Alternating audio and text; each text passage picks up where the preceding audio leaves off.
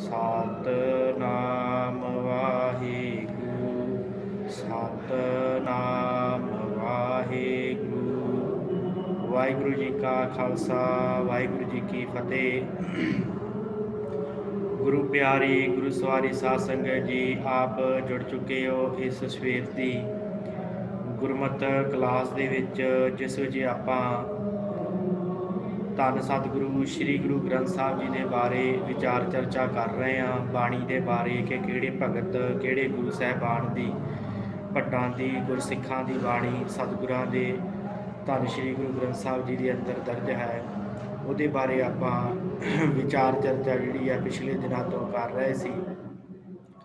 ਹੁਣ ਤੱਕ ਆਪਾਂ ਗੁਰੂ ਸਾਹਿਬਾਨਾਂ ਬਾਰੇ ਅਤੇ ਕੁਝ ਭਗਤਾਂ ਦੇ ਬਾਰੇ ਵਿਚਾਰ ਚਰਚਾ ਜੋ ਹੈ ਕਰ ਚੁੱਕੇ ਹਾਂ। ਕਰੀਬ 15 ਭਗਤ ਹਨ, ਆਪਾਂ 10 ਭਗਤਾਂ ਦੇ ਬਾਰੇ ਵਿਚਾਰ ਕਰ ਚੁੱਕੇ ਹਾਂ। ਅੱਜ ਆਪਾਂ ਅਗਲੇ 5 ਜਿਹੜੇ ਭਗਤ ਹਨ ਉਹਨਾਂ ਦੇ ਬਾਰੇ ਵਿਚਾਰ ਕਰਨੀ ਆ। ਜਿਵੇਂ ਵੀ ਹੁਕਮ ਹੋਇਆ, ਜੇਕਰ 5 ਭਗਤਾਂ ਦਾ ਜੀਵਨ ਸਮੇਂ ਦੇ ਵਿੱਚ ਹੋ ਗਿਆ ਕੰਪਲੀਟ, ਠੀਕ ਹੈ, ਨਹੀਂ ਤੇ ਆਪਾਂ ਜਿੰਨੇ ਰਹਿ ਗਏ ਉਹਨਾਂ ਦੀ ਆਪਾਂ ਕੱਲ੍ਹ ਨੂੰ ਵਿਚਾਰ ਕਰਾਂਗੇ। ਕੋਸ਼ਿਸ਼ ਕਰਾਂਗੇ ਕਿ 5 ਜਿਹੜੇ ਭਗਤ ਰਹਿ ਗਏ ਹਨ ਉਹਨਾਂ ਦਾ ਜੀਵਨ ਅੱਜ ਹੀ ਵਿਚਾਰਿਆ ਜਾਵੇ। ਸੋ ਆਪ ਸਭ ਜੁੜ ਚੁੱਕੀ ਸੰਗਤ ਦਾ ਧੰਨਵਾਦ। ਆਓ ਆਪਾਂ ਆਰੰਭ ਕਰਦੇ ਹਾਂ। ਆਪਾਂ ਅੱਜ ਸਾਧ ਸੰਗਤ ਜੋ ਜੀਵਨ ਹੈ ਉਹ ਭਗਤ ਸਧਨਾ ਜੀ ਦਾ, ਭਗਤ ਸਧਨਾ ਜੀ ਦਾ ਜਿਹੜਾ ਜੀਵਨ ਹੈ ਉਹ ਵਿਚਾਰਨਾ ਕਿ ਭਗਤ ਸਧਨਾ ਜੀ ਦਾ ਕੈਸਾ ਜੀਵਨ ਹੈ, ਕਿਵੇਂ ਭਗਤ ਸਧਨਾ ਜੀ ਨੇ ਪਰਮੇਸ਼ਰ ਨੂੰ ਪ੍ਰਾਪਤ ਕੀਤਾ ਹੈ, ਕਿ ਉਹਨਾਂ ਦੇ ਬਾਰੇ ਜਿਹੜਾ ਹੈ ਕਿੰਨੀ ਬਾਣੀ ਸਤਿਗੁਰੂ ਸ੍ਰੀ ਗੁਰੂ ਗ੍ਰੰਥ ਸਾਹਿਬ ਦੇ ਵਿੱਚ ਦਰਜ ਹੈ, ਉਹਦੇ ਬਾਰੇ ਆਪਾਂ ਵਿਚਾਰ ਜਿਹੜੀ ਹੈ ਉਹ ਕਰਨੀ ਹੈ। ਸੋ ਭਗਤ ਸਧਨਾ ਜੀ ਦੇ ਜੀਵਨ ਬਾਰੇ ਮੁੱਢਲੀ ਵਿਚਾਰ ਇਸ ਤਰ੍ਹਾਂ ਹੈ ਸਾਧ ਸੰਗਤ। ਇਹਨਾਂ ਦਾ ਜਿਹੜਾ ਜਨਮ ਹੈ ਭਗਤ ਸਧਨਾ ਜੀ ਦਾ ਸਹਿਬਾਨ ਦੇ ਵਿੱਚ ਹੋਇਆ। ਇਹ ਸਿੰਧ ਇਲਾਕੇ ਦਾ ਇੱਕ ਸ਼ਹਿਰ ਹੈ ਸਹਿਬਾਨ, ਉੱਥੇ ਇਹਨਾਂ ਦਾ ਜਿਹੜਾ ਹੈ ਜਨਮ ਮੰਨਿਆ ਗਿਆ ਹੈ ਉਹਦਾ। ਤੇ ਇਹਨਾਂ ਦੇ ਸਾਧ ਸੰਗਤ ਮਾਤਾ ਪਿਤਾ ਦੇ ਬਾਰੇ ਜ਼ਿਆਦਾ ਜਾਣਕਾਰੀ ਜਿਹੜੀ ਹੈ ਉਹ ਨਹੀਂ ਮਿਲਦੀ। ਬਸ ਇੰਨਾ ਪਤਾ ਹੈ ਕਿ ਸਿੰਧ ਦਾ ਪ੍ਰਾਂਤ ਪਾਕਿਸਤਾਨ ਦੇ ਵਿੱਚ ਹੈ, ਪ੍ਰਾਂਤ ਸਿੰਧ, ਉੱਥੇ ਇੱਕ ਪਿੰਡ ਹੈ ਸੇਵਾ, ਉੱਥੇ ਇਹਨਾਂ ਦਾ ਜਿਹੜਾ ਉਹ ਜਨਮ ਹੋਇਆ। ਤੇ 14ਵੀਂ ਸਦੀ ਦੇ ਆਰੰਭ ਦੇ ਵਿੱਚ ਇਹਨਾਂ ਦਾ ਜਨਮ ਜਿਹੜਾ ਉਹ ਇਤਿਹਾਸਕਾਰ ਮੰਨਦੇ ਆ ਕਿ ਭਗਤ ਸਧਨਾ ਜੀ ਦਾ ਜਿਹੜਾ ਜਨਮ ਹੈ ਉਹ 14ਵੀਂ ਸਦੀ ਦੇ ਨੇੜੇ ਤੇੜੇ ਹੋਇਆ। ਜ਼ਿਆਦਾ ਇਹਨਾਂ ਬਾਰੇ ਜਿਹੜੀ ਆ ਉਹ ਜਾਣਕਾਰੀ ਮਾਤਾ ਪਿਤਾ ਜਾਂ ਕਿੱਥੇ ਰਹਿ ਕੀ ਇਹਨਾਂ ਦੀ ਜ਼ਿਆਦਾ ਜਾਣਕਾਰੀ ਨਹੀਂ ਹੁੰਦੀ। ਹਾਂ, ਇਹਨਾਂ ਦੇ ਨਾਲ ਪ੍ਰਚਲਿਤ ਕਾਫੀ ਕਥਾਵਾਂ ਹਨ। ਕੀ ਕਿੱਤਾ ਸੀ ਇਹਨਾਂ ਦਾ, ਕਿੱਤੇ ਦੇ ਬਾਰੇ ਜੇ ਗੱਲ ਕਰੀਏ ਤੇ ਭਗਤ ਸਧਨਾ ਜੀ ਦਾ ਜਿਹੜਾ ਕਿੱਤਾ ਹੈ ਉਹ ਕਸਾਈ ਦਾ ਹੈ। ਮੀਟ ਦਾ ਕੰਮ ਹੈ ਇਹਨਾਂ ਦਾ, ਬੱਕਰੇ ਆਦਿ ਵੱਢ ਕੇ ਤੇ ਵੇਚਣੇ, ਉਹ ਕੰਮ ਕਰਦੇ ਆ ਹਰ ਰੋਜ਼ ਭਗਤ ਸਧਨਾ ਜੀ। ਕਸਾਈ ਪੁਣੇ ਦਾ ਕੰਮ ਜਿਹੜਾ ਹੈ ਭਗਤ ਸਧਨਾ ਜੀ ਕਰਦੇ ਆ। ਤੇ ਇਹਨਾਂ ਦੇ ਨਾਲ ਜਿੰਨੀਆਂ ਕੁ ਸਾਖੀਆਂ ਪ੍ਰਚਲਿਤ ਹਨ ਉਹ ਸਾਖੀਆਂ ਵੀ ਮੈਂ ਆਪ ਜੀ ਦੇ ਨਾਲ ਸਾਂਝੀਆਂ ਕਰਾਂ ਕਿ ਭਗਤ ਸਧਨਾ ਜੀ ਜਿਹੜੇ ਹਨ ਉਹਨਾਂ ਦੇ ਨਾਲ ਇਹ ਸਾਖੀ ਜੁੜੀ ਹੈ ਕਿ ਇੱਕ ਵਕਤ ਜੋ ਮਸਕੀਨ ਸਾਹਿਬ ਨੇ ਸੁਣਾਈ ਸੀ ਸਾਖੀ, ਉਹ ਇਹ ਹੈ ਕਿ ਭਗਤ ਸਧਨਾ ਜੀ ਦੇ ਕੋਲ ਕੁਝ ਰਾਜੇ ਦੇ ਘਰ ਮਹਿਮਾਨ ਆਏ ਤੇ ਰਾਜੇ ਦੇ ਜਿਹੜੇ ਅਹਿਲਕਾਰ ਸਨ, ਜਿਹੜੇ ਸਿਪਾਹੀ ਸਨ, ਉਹਨਾਂ ਨੂੰ ਰਾਜੇ ਨੇ ਮੀਟ ਲੈਣ ਵਾਸਤੇ ਭੇਜਿਆ। ਤੇ ਮੀਟ ਲੈਣ ਵਾਸਤੇ ਜਦੋਂ ਗਏ ਤੇ ਰਾਤ ਕਾਫੀ ਸਮਾਂ ਹੋ ਗਿਆ ਸੀ। ਜਿੰਨਾ ਮੀਟ ਭਗਤ ਸਧਨੇ ਜੀ ਕੋਲ ਪਿਆ ਸੀ ਉਹਨਾਂ ਨੇ ਸਾਰਾ ਮੀਟ ਜਿਹੜਾ ਵੇਚ ਦਿੱਤਾ। ਤੇ ਇਹ ਹੁਣ ਅਹਿਲਕਾਰ ਆਏ ਸੀ, ਇਹਨਾਂ ਨੇ ਆਣ ਕੇ ਕਿਹਾ ਜੀ ਸਾਨੂੰ ਮੀਟ ਚਾਹੀਦਾ, ਇੰਨਾ ਮੀਟ ਚਾਹੀਦਾ। ਤੇ ਭਗਤ ਸਧਨੇ ਨੇ ਮਨ 'ਚ ਵਿਚਾਰੀ ਕਿ ਮਨਾ ਜੇ ਹੁਣ ਬੱਕਰਾ ਸਾਬਤ ਵੱਢਿਆ ਤੇ ਕੱਲ ਤੱਕ ਖਰਾਬ ਹੋ ਜਾਣਾ, ਤੇ ਜੇ ਮੈਂ ਇਹਨਾਂ ਨੂੰ ਇੰਜ ਕਰਦਾ ਕਿ ਇੱਕ ਲੱਤ ਜਿਹੜੀ ਹੈ ਬੱਕਰੇ ਦੀ ਵੱਢ ਕੇ ਦੇ ਦੇਵਾਂ। ਜਦੋਂ ਮਨ 'ਚ ਖਿਆਲ ਆਇਆ ਕਿ ਲੱਤ ਵੱਢ ਕੇ ਤੇ ਉਹਨੂੰ ਕੱਟ ਕੇ ਦੇ ਦੇਣਾ ਤੇ ਬਾਕੀ ਬੱਕਰਾ ਜਿਹੜਾ ਸਾਬਤ ਹੀ ਬਚਿਆ ਰਹੇਗਾ, ਤੇ ਫਿਰ ਮਨ 'ਚ ਖਿਆਲ ਆਇਆ ਕਿ ਮਨਾ ਬੱਕਰੇ ਦੀ ਲੱਤ ਵੱਢ ਦਿੱਤੀ ਤੇ ਬੱਕਰਾ ਤੇ ਰਾਤ ਸਾਰੀ ਦਰਦ ਦੇ ਨਾਲ ਤੜਫਦਾ ਰਹੇਗਾ, ਤੇ ਇਹ ਤੇ ਬੜਾ ਵੱਡਾ ਅਨਿਆਂ ਹੋਣਾ ਮੇਰੇ ਕੋਲੋਂ। ਬੱਕਰੇ ਦਾ ਜੇ ਇੱਕ ਲੱਤ ਵੱਢ ਦਿੱਤੀ ਉਹ ਸਾਰੀ ਰਾਤ ਦਰਦ ਨਾਲ ਕੁਰਲਾਉਂਦਾ ਰਹੇਗਾ, ਇਹ ਤੇ ਬੜਾ ਵੱਡਾ ਮੈਂ ਪਾਪ ਕਰ ਲੱਗਾ। ਫਿਰ ਇਸ ਤਰ੍ਹਾਂ ਸੋਚਦਿਆਂ ਮਨ 'ਚ ਇਹ ਵੀ ਵਿਚਾਰ ਆਈ ਕਿ ਮਨਾ ਹੁਣ ਤੱਕ ਤੂੰ ਕਿੰਨੇ ਕੁ ਪਾਪ ਕਰਦੇ ਇਸ ਤਰ੍ਹਾਂ ਦੇ। ਜੇ ਇੱਕ ਲੱਤ ਵੱਢੇ ਨਾਲ ਬੱਕਰੇ ਨੂੰ ਇੰਨਾ ਦੁੱਖ ਹੁੰਦਾ ਤੇ ਜਿਹੜਾ ਉਹਦਾ ਸਿਰ ਲਾ ਦਿੰਦਾ ਤੂੰ ਹਰ ਰੋਜ਼ ਇੰਨਾ ਵੱਢਦਾ, ਛੁਰੀ ਚਲਾ ਦਿੰਦਾ ਉਹਨਾਂ ਦੇ ਉੱਤੇ, ਤੇ ਉਹ ਗੁਨਾਹਾਂ ਦਾ ਲੇਖਾ ਕਿੱਥੇ ਦਵੇਂ? ਉਹ ਵੀ ਤੇ ਪਰਮੇਸ਼ਰ ਦੇ ਅੱਗੇ ਗੁਨਾਹ ਹੀ ਹਨ, ਜੋ ਇੱਕ ਨਿਰਜੀਵ ਨੂੰ ਤੂੰ ਮਾਰਦਾ। ਇਸ ਤਰ੍ਹਾਂ ਇਹਨਾਂ ਨੇ ਸੋਚਿਆ ਹੈ, ਤੇ ਇਹਨਾਂ ਨੇ ਸੋਚ ਕੇ ਭਗਤ ਸਧਨਾ ਜੀ ਨੇ ਤੇ ਸੋਚ ਵਿਚਾਰ ਕੇ ਇਹ ਫੈਸਲਾ ਲਿਆ ਹੈ ਕਿ ਮੈਂ ਅੱਜ ਤੋਂ ਗਾਂ ਜਿਹੜਾ ਇਹ ਕਿੱਤਾ ਨਹੀਂ ਕਰੂੰਗਾ। ਇਹਨਾਂ ਨੇ ਉਹ ਕਿੱਤਾ ਛੱਡ ਦਿੱਤਾ ਹੈ। ਜਿਹੜੇ ਆਏ ਸਨ ਅਹਿਲਕਾਰ, ਉਹਨਾਂ ਨੇ ਵੀ ਸੋਚਿਆ ਕਿ ਹਾਂ ਇਹਦੇ ਮਨ 'ਚ ਗੱਲ ਵੱਜੀ ਹੈ, ਚਲੋ ਸਿਆਣੇ ਸਨ, ਉਸੇ ਤਰ੍ਹਾਂ ਵਾਪਸ ਮੁੜ ਗਏ ਤੇ ਉਹਨਾਂ ਨੇ ਕਹਿ ਦਿੱਤਾ ਕਿ ਅੱਜ ਤੋਂ ਗਾਂ ਮੈਂ ਇਹ ਕਿੱਤਾ, ਇਹ ਕੰਮ ਜਿਹੜਾ ਛੱਡਿਆ ਤੇ ਕੰਮ ਛੱਡ ਦਿੱਤਾ ਹੈ। ਤੇ ਹੁਣ ਜਿਨ੍ਹਾਂ ਲੋਕਾਂ ਨੂੰ ਪਤਾ ਹੈ ਕਿ ਭਗਤ ਸਧਨਾ ਇਹ ਕੰਮ ਕਰਦਾ, ਉਹਨਾਂ ਨੇ ਤੇ ਆ ਕੇ ਗੱਲ ਕਹਿਣੀ ਸੀ ਕਿ ਸਾਨੂੰ ਬੱਕਰਾ ਵੱਢ ਕੇ ਦਿਓ, ਜਿਹੜਾ ਮਿਲਦਾ ਜੀ ਸਾਨੂੰ ਮੀਟ ਚਾਹੀਦਾ ਹੈ। ਤੇ ਜਿਵੇਂ ਕੋਈ ਪਿੰਡ ਦੇ ਵਿੱਚ ਕਿਸੇ ਦੀ ਕੋਈ ਦੁਕਾਨ ਹੋਵੇ, ਬੰਦਾ ਉੱਦਾਂ ਤੁਰਿਆ ਜਾਵੇ, ਆਵਾਜ਼ ਮਾਰ ਕੇ ਹਰ ਕੋਈ ਕਹਿ ਦਿੰਦਾ ਨਾ, ਭਾਈ ਤੇਰੀ ਦੁਕਾਨ ਤੋਂ ਆਹ ਸੌਦਾ ਮਿਲ ਜੇਗਾ। ਤੇ ਇਸੇ ਤਰ੍ਹਾਂ ਜਦੋਂ ਭਗਤ ਧੰਨਾ ਗਲੀਆਂ ਦੇ ਵਿੱਚ ਫਿਰਦਾ ਹੈ ਆਪਣੇ ਪਿੰਡ ਦੇ ਵਿੱਚ, ਤੇ ਹਰ ਕੋਈ ਕਹਿ ਦਿੰਦਾ ਸਧਨੇ ਨੂੰ ਕਿ ਸਧਨਿਆ ਤੇਰੇ ਕੋਲ ਅੱਜ ਮੀਟ ਲੈਣ ਆਉਣਾ ਸ਼ਾਮ ਨੂੰ, ਤੇ ਤੂੰ ਕੱਟ ਕੇ ਦੇਈਂ। ਤੇ ਭਗਤ ਧੰਨਾ ਉਹਨਾਂ ਨੂੰ ਸਮਝਾ ਕੇ ਥੱਕ ਗਿਆ, ਭਾਈ ਮੈਂ ਜਿਹੜਾ ਆ ਇਹ ਕਾਰੋਬਾਰ ਛੱਡ ਦਿੱਤਾ। ਪਰ ਲੋਕਾਂ ਦੀ ਮਾਨਸਿਕਤਾ ਐਸੀ ਬਣੀ ਹੁੰਦੀ ਹੈ। ਫਿਰ ਕਹਿੰਦੇ ਇੱਕ ਦਿਨ ਇਹਨਾਂ ਨੇ ਆਪਣਾ ਜਿਹੜਾ ਇਲਾਕਾ ਸੀ ਉਹ ਛੱਡ ਦਿੱਤਾ, ਆਪਣਾ ਪਿੰਡ ਜਿੱਥੇ ਰਹਿੰਦੇ ਸਨ ਉਹ ਛੱਡ ਕੇ ਤੁਰੇ ਜਾਂਦੇ ਆ, ਤੇ ਜੰਗਲ ਦੇ ਵਿੱਚ ਰਾਤ ਪੈ ਗਈ ਆ। ਜਿਹੜੀ ਦੂਸਰੀ ਇਹਨਾਂ ਦੇ ਨਾਲ ਵਾਰਤਾ ਜੁੜਦੀ ਹੈ, ਰਾਤ ਪੈ ਗਈ ਰਸਤੇ ਦੇ ਵਿੱਚ, ਤੇ ਇੱਕ ਜਿਹੜਾ ਇਹਨਾਂ ਨੂੰ ਘਰ ਦਿਖਿਆ ਸਾਹਮਣੇ। ਉਸ ਘਰ ਦੇ ਵਿੱਚ ਗਏ ਆ, ਤੇ ਇੱਕ ਨਵਵਿਆਹੀ ਔਰਤ ਹੈ, ਨਾਲ ਉਹਦਾ ਪਤੀ। ਤੇ ਭਗਤ ਸਧਨੇ ਨੂੰ ਵੇਖਿਆ ਤੇ ਭਗਤ ਸਧਨੇ ਨੂੰ ਜਲ ਪਾਣੀ ਛਕਾਇਆ। ਤੇ ਜਦੋਂ ਪੁੱਛਿਆ ਭਾਈ ਕੌਣ, ਭਗਤ ਸਧਨੇ ਨੇ ਕਿਹਾ ਜੀ ਮੈਂ ਇਸ ਤਰ੍ਹਾਂ ਕਰਕੇ ਰਾਹੀ ਆ, ਤੇ ਮੈਂ ਅੱਗੇ ਜਾਣਾ, ਤੇ ਤੁਹਾਡਾ ਘਰ ਮੈਂ ਦੇਖਿਆ, ਤੁਹਾਡੇ ਆ ਕੇ ਬੈਠ ਗਿਆ। ਤੇ ਉਹ ਜਿਹੜੀ ਪਤਨੀ ਸੀ ਉਸ ਮਨੁੱਖ ਦੀ, ਬੰਦੇ ਦੀ, ਉਹਦੇ ਮਨ 'ਚ ਵਿਕਾਰ ਪੈਦਾ ਹੋ ਗਿਆ ਭਗਤ ਸਧਨਾ ਜੀ ਨੂੰ ਲੈ ਕੇ, ਕਿ ਭਗਤ ਸਧਨੇ ਨਾਲ ਮੈਂ ਜਿਹੜਾ ਕੁਕਰਮ ਕਰਾਂ। ਇੰਨੀ ਗੱਲ ਸੋਚੀ ਹੈ, ਤੇ ਇਹਨੇ ਭਗਤ ਸਧਨੇ ਨਾਲ ਗੱਲ ਕੀਤੀ ਹੈ ਕਿ ਬ੍ਰਹਮਚਾਰੀ ਮੈਂ ਤੇਰੇ ਨਾਲ ਇਸ ਤਰ੍ਹਾਂ ਜਿਹੜਾ ਹੈ ਉਹ ਵਿਕਾਰ ਕਮਾਉਣਾ ਚਾਹੁੰਦੀ। ਇਹਨੇ ਸਾਰੀ ਗੱਲ ਦੱਸੀ ਭਗਤ ਸਧਨੇ ਨੂੰ।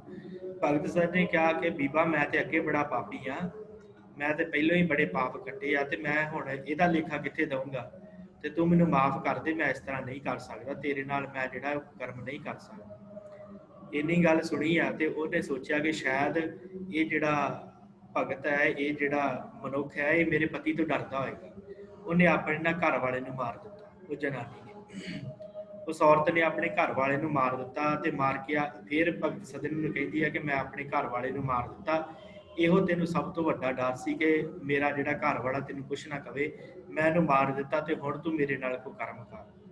ਤੇ ਭਗਤ ਸਧਨੇ ਨੇ ਕਿਹਾ ਕਿ ਬੀਬਾ ਇਹਦੇ ਤੋਂ ਤੇ ਆਪਾਂ ਦੋਵੇਂ ਬਚ ਗਏ, ਚੱਲ ਤੂੰ ਇਹਨੂੰ ਮਾਰ ਦਿੱਤਾ, ਤੇ ਕੱਲ ਨੂੰ ਪਰਮੇਸ਼ਰ ਜਿਹੜਾ ਸਾਨੂੰ ਦੇਖ ਰਿਹਾ, ਉਹਦੇ ਅੱਗੇ ਕੀ ਜਵਾਬ ਦੇਵਾਂਗੇ।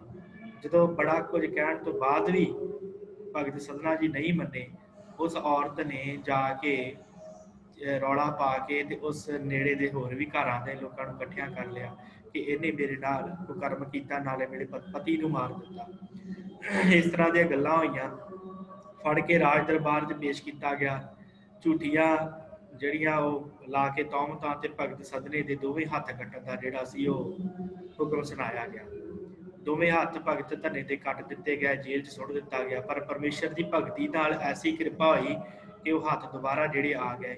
ਫਿਰ ਰਾਜੇ ਨੂੰ ਵੀ ਅਹਿਸਾਸ ਹੋਇਆ, ਉਹਨੇ ਫਿਰ ਭਗਤ ਸਧਨਾ ਨੂੰ ਜਿਹੜਾ ਸੀ ਉਹ ਆਜ਼ਾਦ ਕਰ ਦਿੱਤਾ। ਇਸ ਤਰ੍ਹਾਂ ਭਗਤ ਸਧਨੇ ਦਾ ਜਿਹੜਾ ਜੀਵਨ ਦੇ ਨਾਲ ਇਹ ਘਟਨਾਵਾਂ ਜਿਹੜੀਆਂ ਉਹ ਰਲਦੀਆਂ। ਫਿਰ ਇਹਨਾਂ ਦਾ ਇੱਕ ਜਿਹੜਾ ਹੈ ਬੜੀ ਸੁੰਦਰ ਇਹਨਾਂ ਦੇ ਜਿਹੜੇ ਸ਼ਬਦ ਹੈ ਨਾ, ਜੋ ਧੰਨ ਸ਼੍ਰੀ ਗੁਰੂ ਗ੍ਰੰਥ ਸਾਹਿਬ ਜੀ ਦੀ ਬਾਣੀ ਦੇ ਵਿੱਚ ਜੋ ਇਹਨਾਂ ਦਾ ਇੱਕ ਸ਼ਬਦ ਦਰਜ ਹੈ, ਉਹ ਸ਼ਬਦ ਕੀ ਆ, ਆਪਾਂ ਉਹ ਸ਼ਬਦ ਹੀ ਵਿਚਾਰ ਕੇ ਨਾਲ ਉਹਦੇ ਨਾਲ ਇੱਕ ਗਾਥਾ ਜੁੜਦੀ ਹੈ ਬੜੀ ਪਿਆਰੀ। ਤੇ ਉਹਦੇ ਵਿੱਚ ਅਰਦਾਸ ਕੀਤੀ ਆ, ਜਿਨ੍ਹਾਂ ਨੂੰ ਵਿਕਾਰ ਤੰਗ ਕਰਦੇ ਨੇ, ਕਾਮ ਕ੍ਰੋਧ ਲੋਭ ਹੰਕਾਰ ਵਰਗੇ, ਉਹਨਾਂ ਦੇ ਵਾਸਤੇ ਉਹ ਅਰਦਾਸ ਬਹੁਤ ਵੱਡੀ ਹੈ। ਤੇ ਜੇ ਕਿਸੇ ਨੂੰ ਇਹ ਵਿਕਾਰ ਤੰਗ ਕਰਨ ਤੇ ਉਹ ਪਰਮੇਸ਼ਰ ਅੱਗੇ ਜੇ ਅਰਦਾਸਾਂ ਕਰੇ ਨਾ, ਭਗਤ ਧੰਨਾ ਜੀ ਦਾ ਇਹ ਸ਼ਬਦ ਪੜ੍ਹ ਕੇ, ਤੇ ਜ਼ਰੂਰ ਪਰਮੇਸ਼ਰ ਉੱਤੇ ਕਿਰਪਾ ਕਰਦਾ। ਮੈਂ ਉਹ ਸ਼ਬਦ ਆਪ ਜੀ ਦੇ ਸਨਮੁਖ ਰੱਖਾਂ, ਤੇ ਫਿਰ ਉਹ ਗਾਥਾ ਕੀ ਹੈ, ਕੀ ਕਹਾਣੀ ਉਹਦੇ ਨਾਲ ਜੁੜਦੀ ਹੈ, ਉਹ ਵੀ ਮੈਂ ਆਪ ਜੀ ਦੇ ਨਾਲ ਸਾਂਝੀ ਕਰਾਂਗਾ। ਸੋ ਭਗਤ ਸਧਨਾ ਜੀ ਦੀ ਜੋ ਬਾਣੀ ਹੈ ਆਪ ਜੀ ਦੀ ਸਕਰੀਨ ਉੱਪਰ ਇੱਕ ਸ਼ਬਦ ਹੈ। ਭਗਤ ਸਧਨਾ ਜੀ ਦੇ ਸ਼ਬਦਾਂ ਦੀ ਗਿਣਤੀ ਬਿਲਾਵਰ ਰਾਗ ਦੇ ਵਿੱਚ ਇਹਨਾਂ ਦਾ ਇੱਕ ਬੜਾ ਹੀ ਪਿਆਰਾ ਸ਼ਬਦ ਹੈ, ਤੇ ਆਪ ਜੀ ਨਾਲ ਮੈਂ ਉਹ ਸ਼ਬਦ ਜਿਹੜਾ ਹੈ ਉਹ ਸਾਂਝਾ ਕਰਾਂ। ਹਾਂਜੀ, ਭਗਤ ਸਧਨੇ ਜੀ ਦਾ ਇਹ ਸ਼ਬਦ ਆਪ ਜੀ ਦੀ ਸਕਰੀਨ ਉੱਪਰ ਹੈ। ਰਾਗ ਬਿਲਾਵਲ ਰਾਗ ਦੇ ਵਿੱਚ ਹੈ 858 ਅੰਗ ਦੇ ਉੱਪਰ। ਬਾਣੀ ਸਦਨੇ ਕੀ ਰਾਗ ਬਿਲਾਵਲ, ਇੱਕ ਓੰਕਾਰ ਸਤਿਗੁਰ ਪ੍ਰਸਾਦ। ਨ੍ਰਿਪ ਕੰਨਿਆ ਕੇ ਕਾਰਨੈ ਇੱਕ ਭਇਆ ਭੇਖ ਧਾਰੀ, ਕਾਮਾਰਥੀ ਸਵਾਰਥੀ ਵਾਕੀ ਪੈ ਸਵਾਰੀ। ਤਵ ਗੁਣ ਕਹਾ ਜਗਤ ਗੁਰਾ, ਵਾਹਿਗੁਰੂ ਇੱਕ ਮਿੰਟ, ਹਾਂਜੀ। ਤਵ ਗੁਣ ਕਹਾ ਜਗਤ ਗੁਰਾ, ਜੋ ਕਰਮ ਨ ਨਾਸੈ, ਸਿੰਘ ਸਰਣ ਕਤ ਜਾਈਐ, ਜੋ ਜੰਬ ਗਰਾਸੈ। ਰਹਾਉ। ਏਕ ਬੂੰਦ ਜਲ ਕਾਰਨੇ, ਚਾਤਰਿਕ ਦੁਖ ਪਾਵੈ, ਪ੍ਰਾਣ ਗਏ ਸਾਗਰ ਮਿਲੈ, ਫੁਨ ਕਾਮ ਨ ਆਵੈ। ਪ੍ਰਾਣ ਜੋ ਥਾਕੇ ਥਿਰ ਨਹੀਂ, ਕੈਸੇ ਬਿਰਮਾਵੋ, ਗੂੜ ਮੁਏ ਨੌਕਾ ਮਿਲੇ, ਕਹੋ ਕਾਹੇ ਚੜਾਵੋ। ਮੈਂ ਨਾਹੀ ਕਛ ਹਉ ਨਹੀਂ, ਕਿਛ ਆਹੇ ਨਾ ਮੋਰਾ, ਅਵਸਰ ਲੱਜਾ ਰਾਖ ਲਿਹੋ, ਸਦਨਾ ਜਨ ਦੋਰਾ। ਸੋ ਇਸ ਸ਼ਬਦ ਦੇ ਵਿੱਚ ਇੱਕ ਬੜੀ ਪਿਆਰੀ ਗਾਥਾ ਜੁੜਦੀ ਆ ਇਤਿਹਾਸਿਕ ਜੀ। ਕਹਿੰਦੇ ਕਿ ਇੱਕ ਰਾਜਾ ਸੀ ਤੇ ਉਹਦੀ ਜਿਹੜੀ ਲੜਕੀ ਸੀ ਉਹਨੇ ਕਹਿ ਦਿੱਤਾ ਕਿ ਮੈਂ ਜੇ ਵਿਆਹ ਕਰਾਉਂਗੀ ਤੇ ਵਿਸ਼ਨੂੰ ਭਗਵਾਨ ਨਾਲ ਕਰਾਉਂਗੀ, ਵਿਸ਼ਨੂੰ ਨਾਲ ਮੇਰਾ ਵਿਆਹ ਹੋਵੇ। ਤੇ ਵਿਸ਼ਨੂੰ ਨਾਲ ਵਿਆਹ ਹੋਵੇ ਨੇ ਜਿਹੜਾ ਸੀ ਉਹ ਸਾਰੇ ਰਾਜ ਦੇ ਵਿੱਚ ਢੋਰਾ ਪਿੜ ਦਿੱਤਾ ਕਿ ਭਾਈ ਵਿਸ਼ਨੂੰ ਨਾਲ ਰਾਜੇ ਦੀ ਲੜਕੀ ਜਿਹੜੀ ਵਿਆਹ ਕਰਾਉਣਾ ਚਾਹੁੰਦੀ। ਤੇ ਇੱਕ ਤਰਖਾਣ ਦੇ ਪੁੱਤਰ ਨੂੰ ਇਹ ਗੱਲ ਪਤਾ ਲੱਗੀ। ਉਹ ਤਰਖਾਣ ਦਾ ਪੁੱਤਰ ਸੀ, ਉਹਨੇ ਕੀ ਕੀਤਾ ਕਿ ਇੱਕ ਉੱਡਣ ਖਟੋਲਾ ਜਿਹਾ ਬਣਾਇਆ ਤੇ ਬੜੇ ਤਰੀਕੇ ਦੇ ਨਾਲ ਉਹਨੇ ਉਡਾ ਕੇ ਤੇ ਦੋ ਚਾਰ ਬਾਹਾਂ ਲਾ ਲਈਆਂ ਆਪਣੇ, ਜਿਵੇਂ ਵਿਸ਼ਨੂੰ ਦੀ ਹੁੰਦੀ ਹੈ ਨਾ ਦੇਵਤੇ ਦੀ ਮੂਰਤੀ ਦੇ ਪਿੱਛੇ ਦੋ ਤਿੰਨ ਬਾਹਾਂ ਲੱਗੀਆਂ ਹੁੰਦੀਆਂ, ਨਕਲੀ ਬਾਹਾਂ ਲਾ ਕੇ ਤੇ ਉਹਨੇ ਉੱਡਣ ਖਟੋਲਾ ਜਿਹਾ ਬਣਾਇਆ। ਦੋ ਤਿੰਨ ਗੇੜੇ ਉਹਨੇ ਲਾਏ ਰਾਜੇ ਦੇ ਮਹਿਲਾਂ ਦੇ ਉੱਪਰ ਦੀ, ਤੇ ਫਿਰ ਉਹਨੇ ਮਹਿਲਾਂ ਦੇ ਉੱਤੇ ਜਿਹੜਾ ਸੀ ਆਪਣਾ ਉੱਡਣ ਖਟੋਲਾ ਉਤਾਰਿਆ, ਉਤਾਰ ਕੇ ਤੇ ਅੰਦਰ ਚਲਾ ਗਿਆ। ਰਾਜੇ ਨੇ ਵੇਖਿਆ ਕਿ ਭਗਵਾਨ ਵਿਸ਼ਨੂੰ ਆਏ ਆ, ਉਹ ਨਮਸਕਾਰ ਕੀਤੀ ਹੈ ਤੇ ਆਪਣੀ ਪੁੱਤਰੀ ਦਾ ਹੱਥ ਉਹਦੇ ਹੱਥ 'ਚ ਦੇ ਦਿੱਤਾ, ਉਸ ਤਰਖਾਣ ਦੇ ਪੁੱਤਰ ਦੇ ਹੱਥ 'ਚ। ਉਸ ਤਰਖਾਣ ਨੇ ਕੀ ਕੀਤਾ ਹੈ ਕਿ ਵਿਸ਼ਨੂੰ ਸੀ, ਆਪਣੇ ਆਪ ਨੂੰ ਬਣਾਇਆ ਹੋਇਆ ਉਹਨੇ, ਤੇ ਉਹ ਉੱਥੇ ਹੀ ਰਿਹਾ। ਫਿਰ ਬੜਾ ਉਹਨੇ ਉੱਥੇ ਰਹਿ ਕੇ ਰਾਜੇ ਦੀ ਬੇਟੀ ਨਾਲ ਵਿਆਹ ਕਰ ਲਿਆ, ਸਾਰਾ ਕੁਝ ਹੋ ਗਿਆ। ਫਿਰ ਰਾਜੇ ਨੂੰ ਇੰਝ ਲੱਗਾ ਕਿ ਮੇਰੇ ਹੁਣ ਰਾਜ ਨੂੰ ਕੋਈ ਖਤਰਾ ਨਹੀਂ ਹੈ, ਕਿਉਂਕਿ ਵਿਸ਼ਨੂੰ ਭਗਵਾਨ ਮੇਰਾ ਜਵਾਈ ਹੈ, ਮੈਨੂੰ ਕਾਹਦਾ ਖਤਰਾ। ਤੇ ਉਹਨੇ ਕੀ ਕੀਤਾ, ਉਹਨੇ ਆਪਣੇ ਜਿੰਨੇ ਵੀ ਸਨ ਨਾ ਐਲਕਾਰ, ਜਿੰਨੇ ਵੀ ਆਪਣੇ ਸਿਪਾਹੀ ਸਨ, ਉਹ ਸਾਰੇ ਕੰਮ ਤੋਂ ਹਟਾਤੇ, ਸਾਰੇ ਸਿਪਾਹੀਆਂ ਨੂੰ ਲਾਤਾ। ਕਹਿੰਦਾ ਹੁਣ ਜਦੋਂ ਵਿਸ਼ਨੂੰ ਭਗਵਾਨ ਮੇਰਾ ਜਵਾਈ ਬਣ ਗਿਆ, ਮੈਨੂੰ ਇਹਨਾਂ ਨੂੰ ਤਨਖਾਹ ਦੇਣ ਦੀ ਕੀ ਲੋੜ ਹੈ।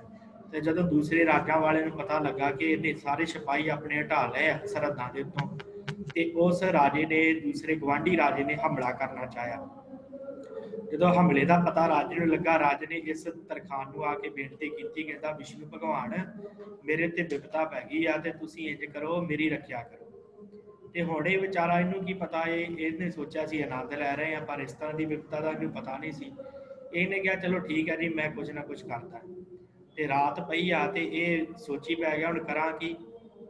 ਹੁਣ ਰੱਬ ਜਿਹੜਾ ਪਰਮੇਸ਼ਰ ਉਹ ਗੱਲ ਹੋਰ ਹੈ, ਵਿਸ਼ਨੂੰ ਭਗਵਾਨ 'ਚ ਸ਼ਕਤੀਆਂ ਹੋਰ ਗੱਲ ਹੈ, ਪਰ ਮੈਂ ਤੇ ਕਾਮ ਇਨਸਾਨ। ਇਹਨੇ ਸੋਚਿਆ, ਬੜਾ ਸੋਚਣ ਕਰਨ ਤੋਂ ਬਾਅਦ ਇਹ ਜਾ ਕੇ ਤੇ ਇਹਨੇ ਸੋਚਿਆ ਹੁਣ ਮੈਂ ਨਾ ਡੁੱਬ ਕੇ ਮਰ ਜਾਵਾਂ, ਇਹਨੂੰ ਚੰਗਾ ਇਹ ਨਾ ਹੋਵੇ ਜੇ ਮੇਰੀ ਪੋਲ ਖੁੱਲ ਗਈ ਤੇ ਮੈਨੂੰ ਸਜ਼ਾ ਬੜੀ ਵੱਡੀ ਦੇਣੀ, ਇਹਨੇ ਰਾਜੇ ਨੇ ਦੇਣੀ ਆ, ਤੇ ਨਾਲ ਹੀ ਜਿਹੜਾ ਬੰਦੀ ਬਦਨਾਮੀ ਹੋਵੇਗੀ ਮੇਰੀ। ਇਹ ਚਲਾ ਗਿਆ, ਡੁੱਬਣ ਲੱਗਾ ਜਾ ਕੇ ਨਦੀ ਦੇ ਵਿੱਚ ਛਾਲ ਮਾਰ ਕੇ। ਤੇ ਕਹਿੰਦੇ ਇੰਨੇ ਚਿਰ ਨੂੰ ਜਿਹੜਾ ਵਿਸ਼ਨੂੰ ਭਗਵਾਨ ਉਹਨੇ ਉਹ ਆਇਆ ਤੇ ਉਹਨੇ ਦੀ ਬਾਂਹ ਫੜ ਲਈ, ਬਾਂਹ ਫੜ ਕੇ ਕਹਿੰਦਾ ਕਮਲਿਆ ਤੂੰ ਮੇਰਾ ਨਾਂ ਵਰਤ ਕੇ ਡੁੱਬਣ ਲੱਗਾ। ਕਹਿੰਦਾ ਜੀ ਕੀ ਗੱਲ ਹੋ ਗਈ। ਕਹਿੰਦਾ ਤੂੰ ਮੇਰਾ ਨਾਂ ਵਰਤ ਕੇ ਕੁੜੀ ਨਾਲ ਵਿਆਹ ਕਰਾ ਲਿਆ ਤੇ ਹੁਣ ਤੂੰ ਲੱਗਾ ਡੁੱਬਣ। ਜਦੋਂ ਵੇਲਾ ਆਇਆ ਤੇ ਇਹਦੇ ਵਿੱਚ ਤੇਰੀ ਨਹੀਂ ਮੇਰੀ ਬਦਨਾਮੀ ਹੋਣੀ ਆ ਕਿ ਲੈ ਵਿਸ਼ਨੂੰ ਭਗਵਾਨ ਅਖੀਰ ਵੇਲੇ ਜਿਹੜਾ ਧੋਖਾ ਦੇ ਕੇ ਭੱਜ ਗਿਆ ਰਾਜੇ ਨੂੰ, ਤੇ ਲੋਕਾਂ ਨੇ ਮੈਨੂੰ ਮੰਨਣੋਂ ਹਟ ਜਾਣਾ, ਵਿਸ਼ਨੂੰ ਨੇ ਕਿਹਾ। ਤੇ ਕਹਿੰਦਾ ਜੀ ਮਹਾਰਾਜ ਫਿਰ ਮੈਂ ਕੀ ਕਰਾਂ। ਕਹਿੰਦੇ ਤੂੰ ਜਾ ਕੇ ਰਾਜੇ ਨੂੰ ਦਿਲਾਸਾ ਦੇ, ਕੋਈ ਨਹੀਂ ਜਿਹੜਾ ਚੜ ਕੇ ਆਊਗਾ ਮੈਂ ਉਹਨੂੰ ਦੇਖ ਲਾਂਗਾ। ਫਿਰ ਉਹਨੇ ਜਿਹੜਾ ਸੀ ਰੱਖਿਆ ਕੀਤੀ ਨਾਲੇ। ਤੇ ਇਸ ਜਿਹੜਾ ਮਨੁੱਖ ਸੀ ਕਾਮਾਰਥੀ, ਜਿਹੜਾ ਕਾਮ ਦੇ ਸਵਾਰਥ ਵਿੱਚ ਰਾਜੇ ਕੋਲ ਆਇਆ ਸੀ, ਨਿਰਪ ਕੰਨਿਆ ਕੇ ਕਾਰਨ ਇੱਕ ਭਇਆ ਭੇਖ ਧਾਰੀ, ਜਿਹਨੇ ਭੇਖ ਬਣਾਇਆ ਸੀ ਵਿਸ਼ਨੂੰ ਦਾ। ਤੇ ਭਗਤ ਸਦਨੇ ਨੇ ਉਹ ਗੱਲ ਲਈ ਆ ਕਿ ਇਹ ਪਰਮੇਸ਼ਰ ਵਿਸ਼ਨੂੰ ਦੇ ਰੂਪ ਦੇ ਵਾਲੇ ਪਰਮੇਸ਼ਰ ਅਕਾਲ ਪੁਰਖ, ਤੂੰ ਜਿਹੜਾ ਉਸ ਇੱਕ ਨਿਰਪ ਕੰਨਿਆ ਕੇ ਤਾਰੇ ਭੇਖ ਧਾਰੀ ਜਿਹੜਾ ਮਨੁੱਖ ਆਇਆ ਸੀ, ਉਹਦੀ ਵੀ ਤੂੰ ਪੈਜ ਸਵਾਰੀ। ਕਾਮਾਰਥੀ ਭਾਵੇਂ ਉਹ ਕਾਮ ਦਾ ਸਵਾਰਥੀ ਆ ਬਣ ਕੇ ਆਇਆ, ਕਾਮ ਕਰਨ ਵਾਸਤੇ ਰਾਜੇ ਦੀ ਲੜਕੀ ਦੇ ਨਾਲ ਉਹ ਆਇਆ, ਪਰ ਫਿਰ ਵੀ ਤੂੰ ਉਹਦੀ ਪੈਜ ਸਵਾਰੀ, ਫਿਰ ਵੀ ਤੂੰ ਉਹਦੀ ਰੱਖਿਆ ਕੀਤੀ ਆ। ਤੇ ਮਹਾਰਾਜ ਮੇਰੀ ਕਿਉਂ ਨਹੀਂ ਆਪ ਜੀ ਰੱਖਿਆ ਕਰ। ਤਵ ਗੁਣ ਕਹਾ ਜਗਤ ਗੁਰਾ, ਜੋ ਕਰਮ ਨਾ ਨਾਸੈ। ਮਹਾਰਾਜ ਤੇਰੇ ਗੁਣਾਂ ਦਾ ਕੀ ਆ ਜੇ ਸਾਡੇ ਕਰਮ ਹੀ ਨਾ ਨਾਸ਼ ਹੋਏ। ਤੁਹਾਡਾ ਪਰਮੇਸ਼ਰ ਹੋਣ ਦਾ ਕੀ ਫਾਇਦਾ ਜੇ ਤੁਸੀਂ ਸਾਡੇ ਕਰਮ ਹੀ ਨਾ ਨਾਸ਼ ਕਰ ਸਕੋ। ਤਵ ਗੁਣ ਕਹਾ ਜਗਤ ਗੁਰਾ, ਇਹ ਜਗਤ ਦੇ ਗੁਰੂ ਪਰਮੇਸ਼ਰ तेरा की फायदा जे साडे कर्म ही दिन खत्म हो। सिंह सरन कत जाइए जो जंब ग्रास है। महाराज जी फिर सिंह दे भाव शेर की शरण च जाण दा की फायदा जे उन्होंने पिछों छोटिया मोटिया जानवरां ने जंबो ग्रासे छोटे मोटे जिहड़े हिरनां ने गिद्दड़ां ने फड़ छड्डिया, छोटे मोटे लकड़ बग्गिया नहीं फड़ सकिया, तो फिर उन्होंने सिंह की शरण में जाण का की फायदा। भाव जे मनुख परमेश्वर जी जे तुहाडी शरण च आ जाए तो फिर जे उन्होंने काम क्रोध लोभ मोह हंकार वर्गे ये गिद्दड़ फड़ के रखी छड्डण ते उहदा फिर तुहाडा की फायदा, फिर साडा आप जी की शरण में आया का की फायदा। रहाओ विश्राम दे के कहते एक बूंद जल कारने चातरिक दुख पावे। एक बूंद दे करके एक बूंद दे करके जिहड़ा चातरिक दुख पाउंदा है, उड़दा फिरदा जगह जगह। प्राण गए सागर मिले फुल कामण आवे। पर जिहदे प्राण चले जाण मर जावे बूंद नूं तरसदा, ते जे उहनूं मगरों सागर मिल जाए मरण तो बाद उहदे किस काम दा किहे काम नहीं आ सकदा। महाराज इसे तरह जे असीं सारी उम्र परमेश्वर जी तुहाडे नाम नूं तरसदे रह गए ते जदों साडी मौत हो गई फिर तुसीं सानूं मुक्ति दओ, वो साडे किस काम दी मुक्ति होई। प्राण जो थाके थिर नहीं कैसे बिरमावो। कहते प्राण जो थाके थिर नहीं कैसे बिरमावो। जिहड़े प्राण आ वो ते थिर नहीं रहने, कैसे बिरमावो कैसे किवें इन्हां नूं रोकिया जा सके। बूढ़ मूए नौका मिले काहे चढ़ाओ। कहते जे मनुख सागर च पानी च डुबदा होवे ते डुबण तो बाद जदों मर जावे फिर उहनूं नौका फिर उहनूं किश्ती मिल जावे, फिर उहदा की फायदा। फिर तो कोई फायदा नहीं ना। जे मनुख पानी च डुब रहा फिर उहनूं किश्ती मिल जावे तो फायदा है, पर जे डुब ही जावे मारी जावे पानी च डुब के फिर तो भावें उहनूं किश्ती ते बिठा लो तो भावें जहाज च बिठा लो, उहदा की फायदा। महाराज सतना जी कहते हैं कि महाराज परमेश्वर जी अकाल पुरख जी जे असीं वकारां च डुब ही गए तो फिर उस तो बाद मर ही गए विकारां च, तो फिर जे तुसीं बाद सानूं बचाओगे फिर की फायदा। मैं नाही कछ हो नहीं किश आए ना मोरा। महाराज परमेश्वर जी मैं नहीं आ हो नहीं मैं मेरे विच कुछ भी नहीं है, किश आहे ना मोरा मेरा कुछ भी नहीं अपने आप दे विच। अवसर लज्जा राख लियो सदना जन तोरा। महाराज ये शरीर भी तेरा, मन भी तेरा, धन भी तेरा, सारा कुछ तेरा है। इस करके अपने दास की लज्जा अपने दास की जिहड़ी रखिया करो, लज्जा रखो, अपने बिरध की जिहड़ी राखी करनी करो। सदना जन तोरा मैं सदना आप जी का जन हाँ, आप जी का परमेश्वर जी मैं दास हाँ सेवक हाँ। सो इस तरह भगत सदना जी के नाल ये जिहड़ी आ साखियां जुड़दियां हैं। ये भी इन्हां दा जिहड़ा पावन जीवन है भगत सदना जी का। सो भगत सदना ने जिहड़ी है भगती की है परमेश्वर नूं पाउण वास्ते। बड़ा प्यारा इन्हां दा आपां जिहड़ा जीवन विचारिया है। ज़्यादा इन्हां दे बारे जिहड़ा है वो जानकारी नहीं मिलती, पर इन्ना है कि एक साखियां इन्हां दे नाल जोड़ के ये दस्सिया जाता है कि भगत सदना जी जिहड़े से वो कसाई का काम करते सन, ते कसाई का काम करके ते जिहड़ा ये अपना चलाउंदे सन कारोबार सारा, पर फिर छड्ड के ते परमेश्वर की भगती वाल हो गए। इन्हां दा एक देवरा जिहड़ा आ वो सरहंद दे विच फतेहगढ़ साहब के कोल सरहंद दे विच इन्हां दी एक यादगार बनी हुई है भगत सदना जी की। जे आप जी उत्थे जाओ सरहंद फतेहगढ़ साहब जिथे छोटे साहिबजादे की शहीदी हुई है, तो उत्थे आप जी इन्हां दे दर्शन कर सकते इन्हां दे देहरे दे। सो अगले भगत हैं भगत परमानंद जी। परमानंद जी जिहड़े भगत हैं इन्हां दे जीवन बारे भी जो कोई ज़्यादा विचार नहीं मिलती। हाँ इन्हां दे जीवन के नाल जिहड़ा इन्हां दा जन्म जिहड़ा है वो 14वीं सदी के करीब 1483 ईस्वी जिहड़ा मन्निया जाता है। कनौज महाराष्ट्र का इन्हां दा जन्म मन्निया जाता है। महाराष्ट्र का इन्हां दा जन्म मन्निया जाता है। ते स्वामी वल्लभ आचार्य उन्हां दे ये शिष्य होए आ। उन्हां दे कोलों इन्हां ने जिहड़ा है वो सिक्ख्या हासिल की है। ते इत्थे कुछ इन्हां दा जन्म जिहड़ा पिंड बारसी सोलापुर जिला भी करते हैं। भाई कान सिंह नाभा ने किया है कि सोलापुर इन्हां दा जन्म सी, महाराष्ट्र के वसनीक सन। ते इन्हां दा ये गल मन्नी जाती कि ये परमेश्वर की भगती च ऐसे लीन रहिंदे सन कि इन्हां दे जिहड़ियां अखां सन नैन हमेशा ही भिजे रहिंदे सन। हमेशा इन्हां दे अखां दे विचों जल वरसदा रहिंदा सी परमेश्वर के प्रति। ते ये संस्कृत अवधी ते हिंदी के बड़े वड्डे ज्ञानी सन ते भगत सन, कवि होए आ। ते ये जदों भगत लहर जोरां शोरां ते सी, गुरु नानक साहब, भगत कबीर, रामानंद, नामदेव जी भगत जस गा रहे सन, उस समय ही भगत परमानंद जी परमेश्वर का जस जिहड़ा वो गा रहे सी। इस तरह इन्हां दा जिहड़ा एक शब्द सारे राग दे विच गुरु ग्रंथ साहिब जी के 1253 अंग के उपर दर्ज है, जिहदे विच उन्हां ने अपने रोजाना जीवन की विचार की है। ਮਨੁੱਖ ਦੇ ਰੋਜ਼ਾਨਾ ਜੀਵਨ ਦੀ, ਕਿ ਕਿਸ ਤਰ੍ਹਾਂ ਸਾਰੀ ਉਮਰ ਧਰਮ ਕਰਮ ਕਰਦੇ ਰਹਿੰਦੇ ਹਾਂ ਅਸੀਂ, ਕਾਮ ਕ੍ਰੋਧ ਲੋਭ ਮੋਹ ਹੰਕਾਰ 'ਚ ਸਾਡੇ ਜੀਵਨ 'ਚ ਅਸੀਂ ਫਸੇ ਰਹਿੰਦੇ ਹਾਂ।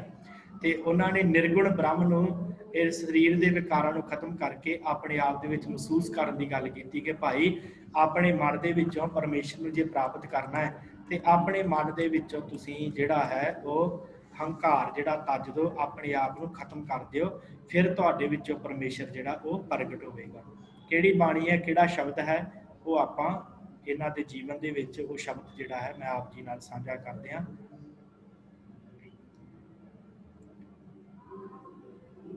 ਇੱਕ ਸ਼ਬਦ ਹੈ ਇਹਨਾਂ ਦਾ ਸਾਰੰਗ ਰਾਗ ਦੇ ਵਿੱਚ, ਆਪ ਜੀ ਦੀ ਸਕਰੀਨ ਉੱਪਰ ਹੈ। ਸਾਰੰਗ ਇੱਕ ਓੰਕਾਰ ਸਤਿਗੁਰ ਪ੍ਰਸਾਦ, ਤੈ ਨਰ ਕਿਆ ਪੁਰਾਣ ਸੁਨ ਕੀਨਾ, ਅਨ ਪਾਵਨੀ ਭਗਤ ਨਹੀਂ ਉਪਜੀ, ਭੂਖਿਆ ਦਾਨ ਨਾ ਦੀਨਾ ਰਹਾ। ਕਾਮ ਨਾ ਬਿਸਰਿਓ ਕ੍ਰੋਧ ਨਾ ਬਿਸਰਿਓ, ਲੋਭ ਨਾ ਛੂਟਿਓ ਦੇਵਾ, ਪਰ ਨਿੰਦਾ ਮੁਕਤੇ ਨਹੀਂ ਛੁੱਟੀ, ਨਿਫਲ ਭਈ ਸਭ ਸੇਵਾ। ਪਾਟ ਪਾਟ ਪਾਰ ਕਰ ਮੂਸ ਬਿਰਾਨੋ, ਪੇਟ ਭਰੇ ਅਪਰਾਧੀ, ਜੇ ਪਰਲੋਕ ਜਾਏ ਅਪਕੀਰਤ ਸੋਈ ਅਵਿਦਿਆ ਸਾਧੀ। ਹਿੰਸਾ ਤਉ ਮਨ ਤੇ ਨਹੀਂ ਛੁੱਟੀ, ਜੀ ਦਇਆ ਨਹੀਂ ਪਾਲੀ, ਪਰਮਾਨੰਦ ਸਾਧ ਸੰਗਤ ਮਿਲ, ਕਥਾ ਪੁਨੀਤ ਨਾ ਚਾਲੀ। ਸੋ ਇਹਦੇ ਵਿੱਚ ਆਪਣੇ ਸਾਰੇ ਜੀਵਨ ਦੇ ਗੱਲਾਂ ਦੱਸੀਆਂ ਕਿ ਭਾਈ ਮਨੁੱਖ ਕਾਮ ਕ੍ਰੋਧ ਤੇ ਲੋਭ ਦੇ ਵਿੱਚ ਲੱਗਾ ਰਹਿੰਦਾ, ਨਿੰਦਿਆ ਕਰਦਾ ਰਹਿੰਦਾ, ਇਹ ਛੁੱਟਦੀ ਨਹੀਂ ਹੈ। ਤੇ ਇਸੇ ਤਰ੍ਹਾਂ ਜਿਹੜਾ ਹੈ ਮਨੁੱਖ ਪ੍ਰੇਮ ਭਗਤ ਪਰਮੇਸ਼ਰ ਦੀ ਨਹੀਂ ਕਰਦਾ, ਅਪਵਾਨੀ ਭਗਤ ਅਨਪਾਵਨੀ ਭਗਤ ਨਹੀਂ ਉਪਜੀ, ਭੁੱਖਿਆ ਦਾਨ ਨਾ ਦੀਨਾ। ਨਾ ਪਰਉਪਕਾਰ ਕਰਦਾ ਹੈ, ਨਾ ਭਗਤੀ ਕਰਦਾ, ਬਸ ਤੈ ਨਰ ਕਿਆ ਪੁਰਾਣ ਸੁਣ ਕੀਨਾ, ਤੇ ਪੁਰਾਣਾਂ ਦੀਆਂ ਕਥਾ ਸੁਣ ਸੁਣ ਕੇ ਤੇ ਵਿਚਾਰਾਂ ਦਿੰਦਾ ਰਹਿੰਦਾ ਹੈ। ਤੇ ਮਨ ਤੋਂ ਹਿੰਸਾ ਇਹਦੇ ਖਤਮ ਨਹੀਂ ਹੁੰਦੀ। ਤੇ ਕਹਿੰਦੇ ਆ ਪਰਮਾਨੰਦ ਸਾਧ ਸੰਗਤ ਮਿਲ, ਕਥਾ ਪੁਨੀਤ ਨਾ ਚਾਲੀ। ਸਾਧ ਸੰਗਤ ਦੇ ਵਿੱਚ ਮਨੁੱਖ ਬੈਠ ਕੇ ਕਥਾ ਜਿਹੜੀ ਉਹ ਨਹੀਂ ਸੁਣਦਾ, ਜੇ ਸੁਣ ਲਵੇ ਤੇ ਉਹਨੂੰ ਪਰਮੇਸ਼ਰ ਪ੍ਰਾਪਤ ਹੋ ਸਕਦਾ। ਇਹ ਗੱਲ ਇਹਨਾਂ ਨੇ ਆਪਣੇ ਸਾਰੰਗ ਰਾਗ ਦੇ ਸ਼ਬਦ ਦੇ ਵਿੱਚ ਦੱਸਣਾ ਕੀਤੀ ਹੈ ਭਗਤ ਪਰਮਾਨੰਦ ਜੀ ਨੇ। ਸੋ ਇਸ ਤਰ੍ਹਾਂ ਦਾ ਭਗਤ ਪਰਮਾਨੰਦ ਜੀ ਦਾ ਜਿਹੜਾ ਉਹ ਪਾਵਨ ਜੀਵਨ ਹੈ, ਜਿਹਦੀ ਆਪਾਂ ਵਿਚਾਰ ਕੀਤੀ ਹੈ। ਹਾਂਜੀ ਵਾਹਿਗੁਰੂ। ਅਗਲੇ ਭਗਤ ਹਨ ਭਗਤ ਸੂਰਦਾਸ ਜੀ। ਭਗਤ ਸੂਰਦਾਸ ਜੀ ਦਾ ਜਿਹੜਾ ਜੀਵਨ ਹੈ, ਇਹਨਾਂ ਦਾ ਸਮਾਂ ਜਿਹੜਾ ਉਹ ਅਕਬਰ ਦਾ ਸਮਾਂ ਮੰਨਿਆ ਜਾਂਦਾ। ਅਕਬਰ ਦੇ ਰਾਜ ਦੇ ਸੰਦੀਲਾ ਜਿਹੜਾ ਰਾਗ ਸੀ, ਉੱਥੋਂ ਦੇ ਪ੍ਰਮੁੱਖ ਅਹਿਲਕਾਰ ਸਨ ਭਗਤ ਸੂਰਦਾਸ ਜੀ। ਕਾਫੀ ਪ੍ਰਸਿੱਧ ਭਗਤ ਹੋਏ ਹਨ। ਤੇ ਇਹਨਾਂ ਦਾ ਕਾਂਸੀ ਨੇੜੇ ਇਹਨਾਂ ਦਾ ਜਨਮ ਸਥਾਨ ਹੈ। 1529 ਦਾ ਇਹਨਾਂ ਦਾ ਜਨਮ ਹੈ। ਉਹ ਲਿਖਿਆ ਗਿਆ ਕਿ 1529 ਦੇ ਵਿੱਚ ਇਹਨਾਂ ਦਾ ਜਨਮ ਹੋਇਆ। ਜਾਤ ਇਹਨਾਂ ਦੀ ਬ੍ਰਾਹਮਣ ਹੈ ਤੇ ਇੱਕ ਪੰਕਤੀ ਸ੍ਰੀ ਗੁਰੂ ਗ੍ਰੰਥ ਸਾਹਿਬ ਦੇ ਵਿੱਚ ਦਰਜ ਹੈ। ਤੇ ਅਕਾਲ ਚਲਾਣਾ ਵੀ ਇਹਨਾਂ ਦਾ ਕਾਂਚੀ ਉੱਤਰ ਪ੍ਰਦੇਸ਼ ਵਿੱਚ ਹੀ ਹੋਇਆ ਸੀ, ਭਗਤ ਸੂਰਦਾਸ ਜੀ ਦਾ। ਸੋ ਕਿਵੇਂ ਇਹਨਾਂ ਦਾ ਬਿਰਤਾਂਤ ਹੈ, ਇਹਨਾਂ ਦਾ ਜੀਵਨ। ਕਾਹਨ ਸਿੰਘ ਨਾਭਾ ਜੀ ਨੇ ਇਹ ਕਿਹਾ ਹੈ ਕਿ ਮਦਨ ਮੋਹਨ ਬ੍ਰਾਹਮਣ ਸੀ ਇਹਨਾਂ ਦਾ ਪਹਿਲਾ ਨਾਮ, ਭਗਤ ਸੂਰਦਾਸ ਜੀ ਦਾ। ਤੇ ਸੰਸਕ੍ਰਿਤ, ਹਿੰਦੀ ਤੇ ਫਾਰਸੀ ਦੇ ਬੜੇ ਵੱਡੇ ਵਿਦਵਾਨ ਸਨ। ਤੇ ਰਵਾਇਤ ਹੈ ਕਿ ਪਹਿਲਾਂ ਇਹ ਅਵਧ ਸੰਦੀਲ ਇਲਾਕੇ ਦੇ ਹਾਕਮ ਸਨ। ਫਿਰ ਇਹਨਾਂ ਨੇ ਵੈਰਾਗ ਧਾਰਨ ਕਰਕੇ ਪ੍ਰਭੂ ਦਾ ਸਿਮਰਨ ਕਰਨ ਲੱਗ ਪਏ।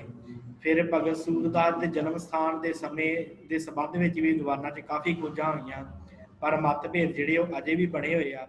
ਤੇ ਬਹੁਤੇ ਮਥੁਰਾ ਤੇ ਆਗਰਾ ਦੇ ਨਾਲ ਇਹਨਾਂ ਨੂੰ ਸੰਬੰਧਿਤ ਕਰਦੇ ਆ ਕਿ ਮਥੁਰਾ ਆਗਰਾ ਦੇ ਵਿੱਚ ਇਹਨਾਂ ਦਾ ਜਿਹੜਾ ਉਹ ਜਨਮ ਹੋਇਆ। ਤੇ ਇਹਨਾਂ ਦੇ ਇਹ ਆਪਣੇ ਪਿਤਾ ਦੇ ਚੌਥੇ ਪੁੱਤਰ ਸਨ।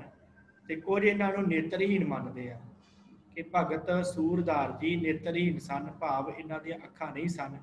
ਪਰ ਜਦੋਂ ਇਹਨਾਂ ਦੇ ਆਪਾਂ ਗ੍ਰੰਥ ਪੜ੍ਹਦੇ ਆ, ਇਹਨਾਂ ਦੀ ਰਚਨਾਵਾਂ ਪੜ੍ਹਦੇ ਆ, ਤੇ ਉਹ ਪਤਾ ਲੱਗਦਾ ਹੈ ਕਿ ਭਗਤ ਜੀ ਨੇ ਨੇਤਰ ਜੇ ਨਾ ਹੁੰਦੇ ਤੇ ਉਹਨਾਂ ਨੇ ਜਿਹੜੇ ਦ੍ਰਿਸ਼ਟਾਂਤ ਦਿੱਤੇ ਦੁਨੀਆ ਦੇ ਬਾਰੇ, ਉਹ ਫਿਰ ਕਿੱਥੋਂ ਆਉਂਦੇ। ਬਚਪਨ ਤੋਂ ਨੇਤਰਹੀਣ ਨਹੀਂ ਸਨ। ਹੋ ਸਕਦਾ ਹੈ ਕਿ ਜਦੋਂ ਆਪਣੇ ਅਖੀਰਲੇ ਸਮੇਂ ਆਏ ਹੋਣ, ਉਦੋਂ ਇਹਨਾਂ ਦੀਆਂ ਅੱਖਾਂ ਚਲੀਆਂ ਗਈਆਂ ਹੋਣ, ਇਹ ਗੱਲ ਵੀ ਮੰਨੀ ਜਾਂਦੀ ਹੈ। ਪਰ ਬਚਪਨ ਤੋਂ ਜਿਹੜਾ ਨੇਤਰਹੀਣ ਹੋਵੇ, ਉਹ ਫਿਰ ਕੋਈ ਉਦਾਹਰਨ ਨਹੀਂ ਦੇ ਸਕਦਾ ਸੰਸਾਰ ਦੀ। ਇਹਨਾਂ ਦੇ ਜਿਹੜੇ ਗ੍ਰੰਥ ਹਨ ਤੇ ਉਹਨਾਂ ਦੇ ਵਿੱਚ ਜਿਹੜਾ ਆ ਭਗਤ ਸੂਰਦਾਸ ਜੀ ਨੇ ਜਿਹੜੇ ਵੱਖ-ਵੱਖ ਤਰ੍ਹਾਂ ਦੇ ਇਹਨਾਂ ਦੇ ਗ੍ਰੰਥ ਮਿਲਦਾ। ਸੂਰ ਸਾਗਰ ਮਿਲਦਾ ਹੈ, ਇੱਕ ਸੂਰ ਸਾਰਵਲੀ ਮਿਲਦਾ ਹੈ, ਇੱਕ ਸਾਹਿਤ ਲਹਿਰੀ ਮਿਲਦਾ ਹੈ। ਇਹ ਗ੍ਰੰਥ ਇਹਨਾਂ ਦੇ ਜੀਵਨ, ਇਹਨਾਂ ਦੇ ਰਚਨਾਵਾਂ ਦੇ ਨਾਲ ਸੰਬੰਧਿਤ ਮਿਲਦੇ ਆ, ਜਿਨ੍ਹਾਂ ਦੇ ਵਿੱਚ ਇਹਨਾਂ ਨੇ ਕ੍ਰਿਸ਼ਨ ਨੂੰ ਬ੍ਰਹਮ ਮੰਨ ਕੇ, ਭਗਵਾਨ ਕ੍ਰਿਸ਼ਨ ਨੂੰ ਪਰਮੇਸ਼ਰ ਦਾ ਰੂਪ ਮੰਨ ਕੇ ਤੇ ਉਹਨਾਂ ਦੀ ਜਿਹੜੀ ਹੈ ਭਗਤੀ ਕੀਤੀ ਹੈ। ਕ੍ਰਿਸ਼ਨ ਭਗਤ ਸਨ ਤੇ ਸੰਸਾਰ ਦੇ ਵਿੱਚ ਇਹਨਾਂ ਨੇ ਨਿਮਰਤਾ, ਆਤਮ ਸਮਰਪਣ ਭਾਵਨਾ, ਸੰਸਾਰ ਵਿਸ਼ਿਆਂ ਪ੍ਰਤੀ ਅਰੁਚੀ ਤੇ ਵੈਰਾਗ, ਸਵੈ ਤੁਸ਼ਤਾ, ਤੇ ਪਤਿਤ ਹੋਣ ਦਾ ਅਹਿਸਾਸ, ਇਹ ਵਿਸ਼ੇਸ਼ਤਾ ਇਹਨਾਂ ਦੇ ਵਿੱਚ ਵਿਸ਼ੇਸ਼ ਕਰਕੇ ਸਨ। ਆਪਣੇ ਆਪ ਨੂੰ ਬੜਾ ਨੀਵਾਂ ਗਿਣਦੇ ਸਨ ਤੇ ਆਪਣੇ ਆਪ ਨੂੰ ਭਗਤ ਕ੍ਰਿਸ਼ਨ ਦੇ ਸਭ ਤੋਂ ਸ੍ਰੇਸ਼ਟ ਭਗਤ ਸਮਝਦੇ ਸਨ। ਤੇ ਜਿਹੜਾ ਸੂਰ ਸਾਰਵਲੀ ਦੇ ਵਿੱਚ ਇਹਨਾਂ ਨੇ ਭਗਤ ਵਾਹਿਗੁਰੂ ਕ੍ਰਿਸ਼ਨ ਜੀ ਦੀਆਂ ਬਾਲ ਲੀਲਾ ਬਾਰੇ, ਪ੍ਰੇਮ ਲੀਲਾਵਾਂ ਬਾਰੇ ਤੇ ਉਹਨਾਂ ਦੇ ਹੋਰ ਜੀਵਨ ਦੇ ਪੜਾਵਾਂ ਬਾਰੇ ਬੜੀ ਬਰੀਕੀ ਦੇ ਨਾਲ ਜਿਹੜਾ ਹੈ ਉਹ ਸ਼ਬਦ ਲਿਖੇ ਆ। ਬੜੀ ਉਸਤਤਗਾਈ ਇਹਨਾਂ ਨੇ ਆਪਣੇ ਇਹਦੇ ਵਿੱਚ ਸੂਰ ਸਾਰਵਲੀ ਦੇ ਵਿੱਚ।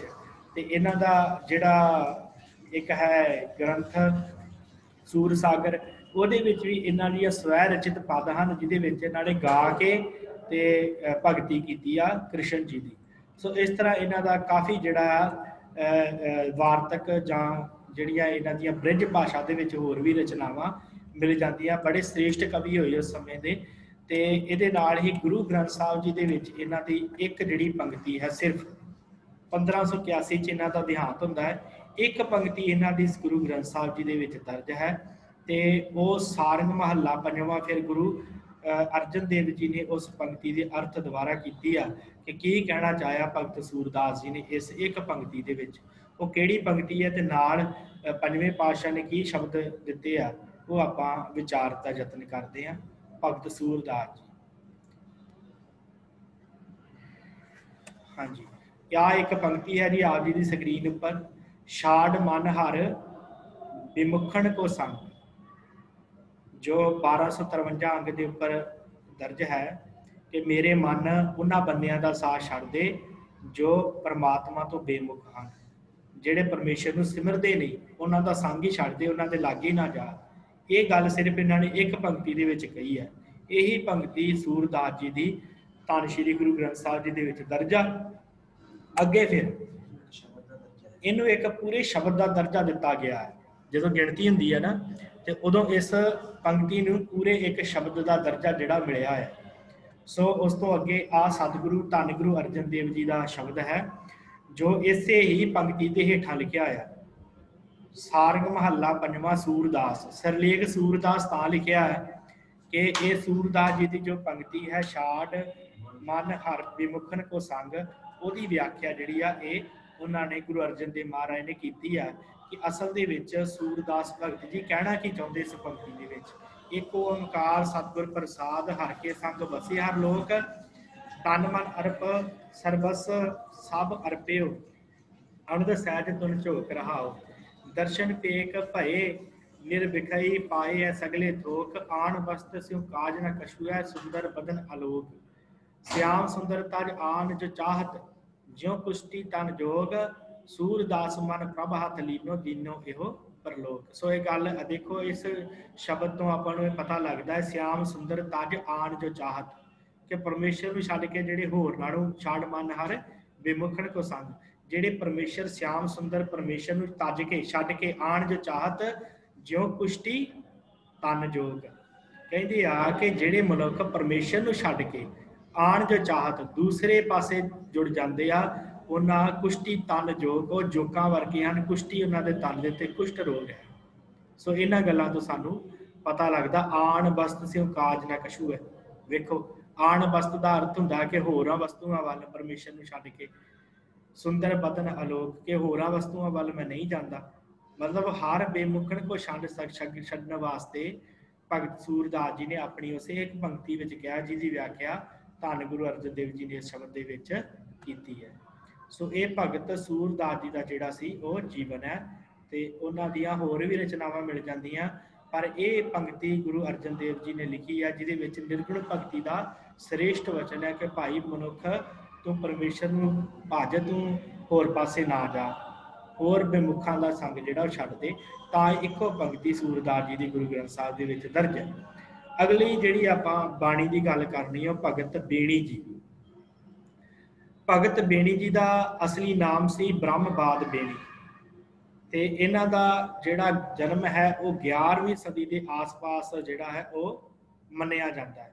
1390 ਬਿਕਰਮੀ ਮਤਲਬ 1333 ਈਸਵੀ ਇਹਨਾਂ ਦਾ ਜਨਮ ਮੰਨਿਆ ਜਾਂਦਾ ਹੈ ਭਗਤ ਬੇਣੀ ਜੀ ਦਾ, 1333 ਦਾ। ਤੇ 15ਵੀਂ ਸਦੀ ਦੇ ਜਿਹੜਾ ਇਹ ਵੀ ਮੰਨਿਆ ਜਾਂਦਾ ਇਹਨਾਂ ਦੀ ਜਨਮ ਤਰੀਕ। ਫਿਰ ਪਿੰਡ ਅਸਨੀ ਮੱਧ ਪ੍ਰਦੇਸ਼ ਦੇ ਰਹਿਣ ਵਾਲੇ ਸਨ, ਪਿੰਡ ਅਸਨੀ। मध्य प्रदेश ਦੇ ਵਿੱਚ ਇੱਕ ਗਰੀਬ ਬ੍ਰਾਹਮਣ ਦੇ ਘਰ ਇਹਨਾਂ ਦਾ ਜਿਹੜਾ ਜਨਮ ਹੋਇਆ ਹੈ ਤੇ ਤਿੰਨ ਸ਼ਬਦ ਗੁਰੂ ਗ੍ਰੰਥ ਸਾਹਿਬ ਦੇ ਵਿੱਚ ਤਿੰਨ ਰਾਗਾਂ ਦੇ ਵਿੱਚ ਇਹਨਾਂ ਦੇ ਸ਼ਬਦ ਦਰਜ ਹਨ। ਤੇ ਮੈਕਾਲਫ ਨੇ ਵੀ ਇਹੀ ਗੱਲ ਲਿਖੀ ਹੈ ਕਿ 13ਵੀਂ ਸਦੀ ਦੇ ਅਖੀਰ ਦਾ ਭਗਤ ਬੇਣੀ ਦੀ ਦਾ ਜਿਹੜਾ ਉਹ ਜਨਮ ਹੈ।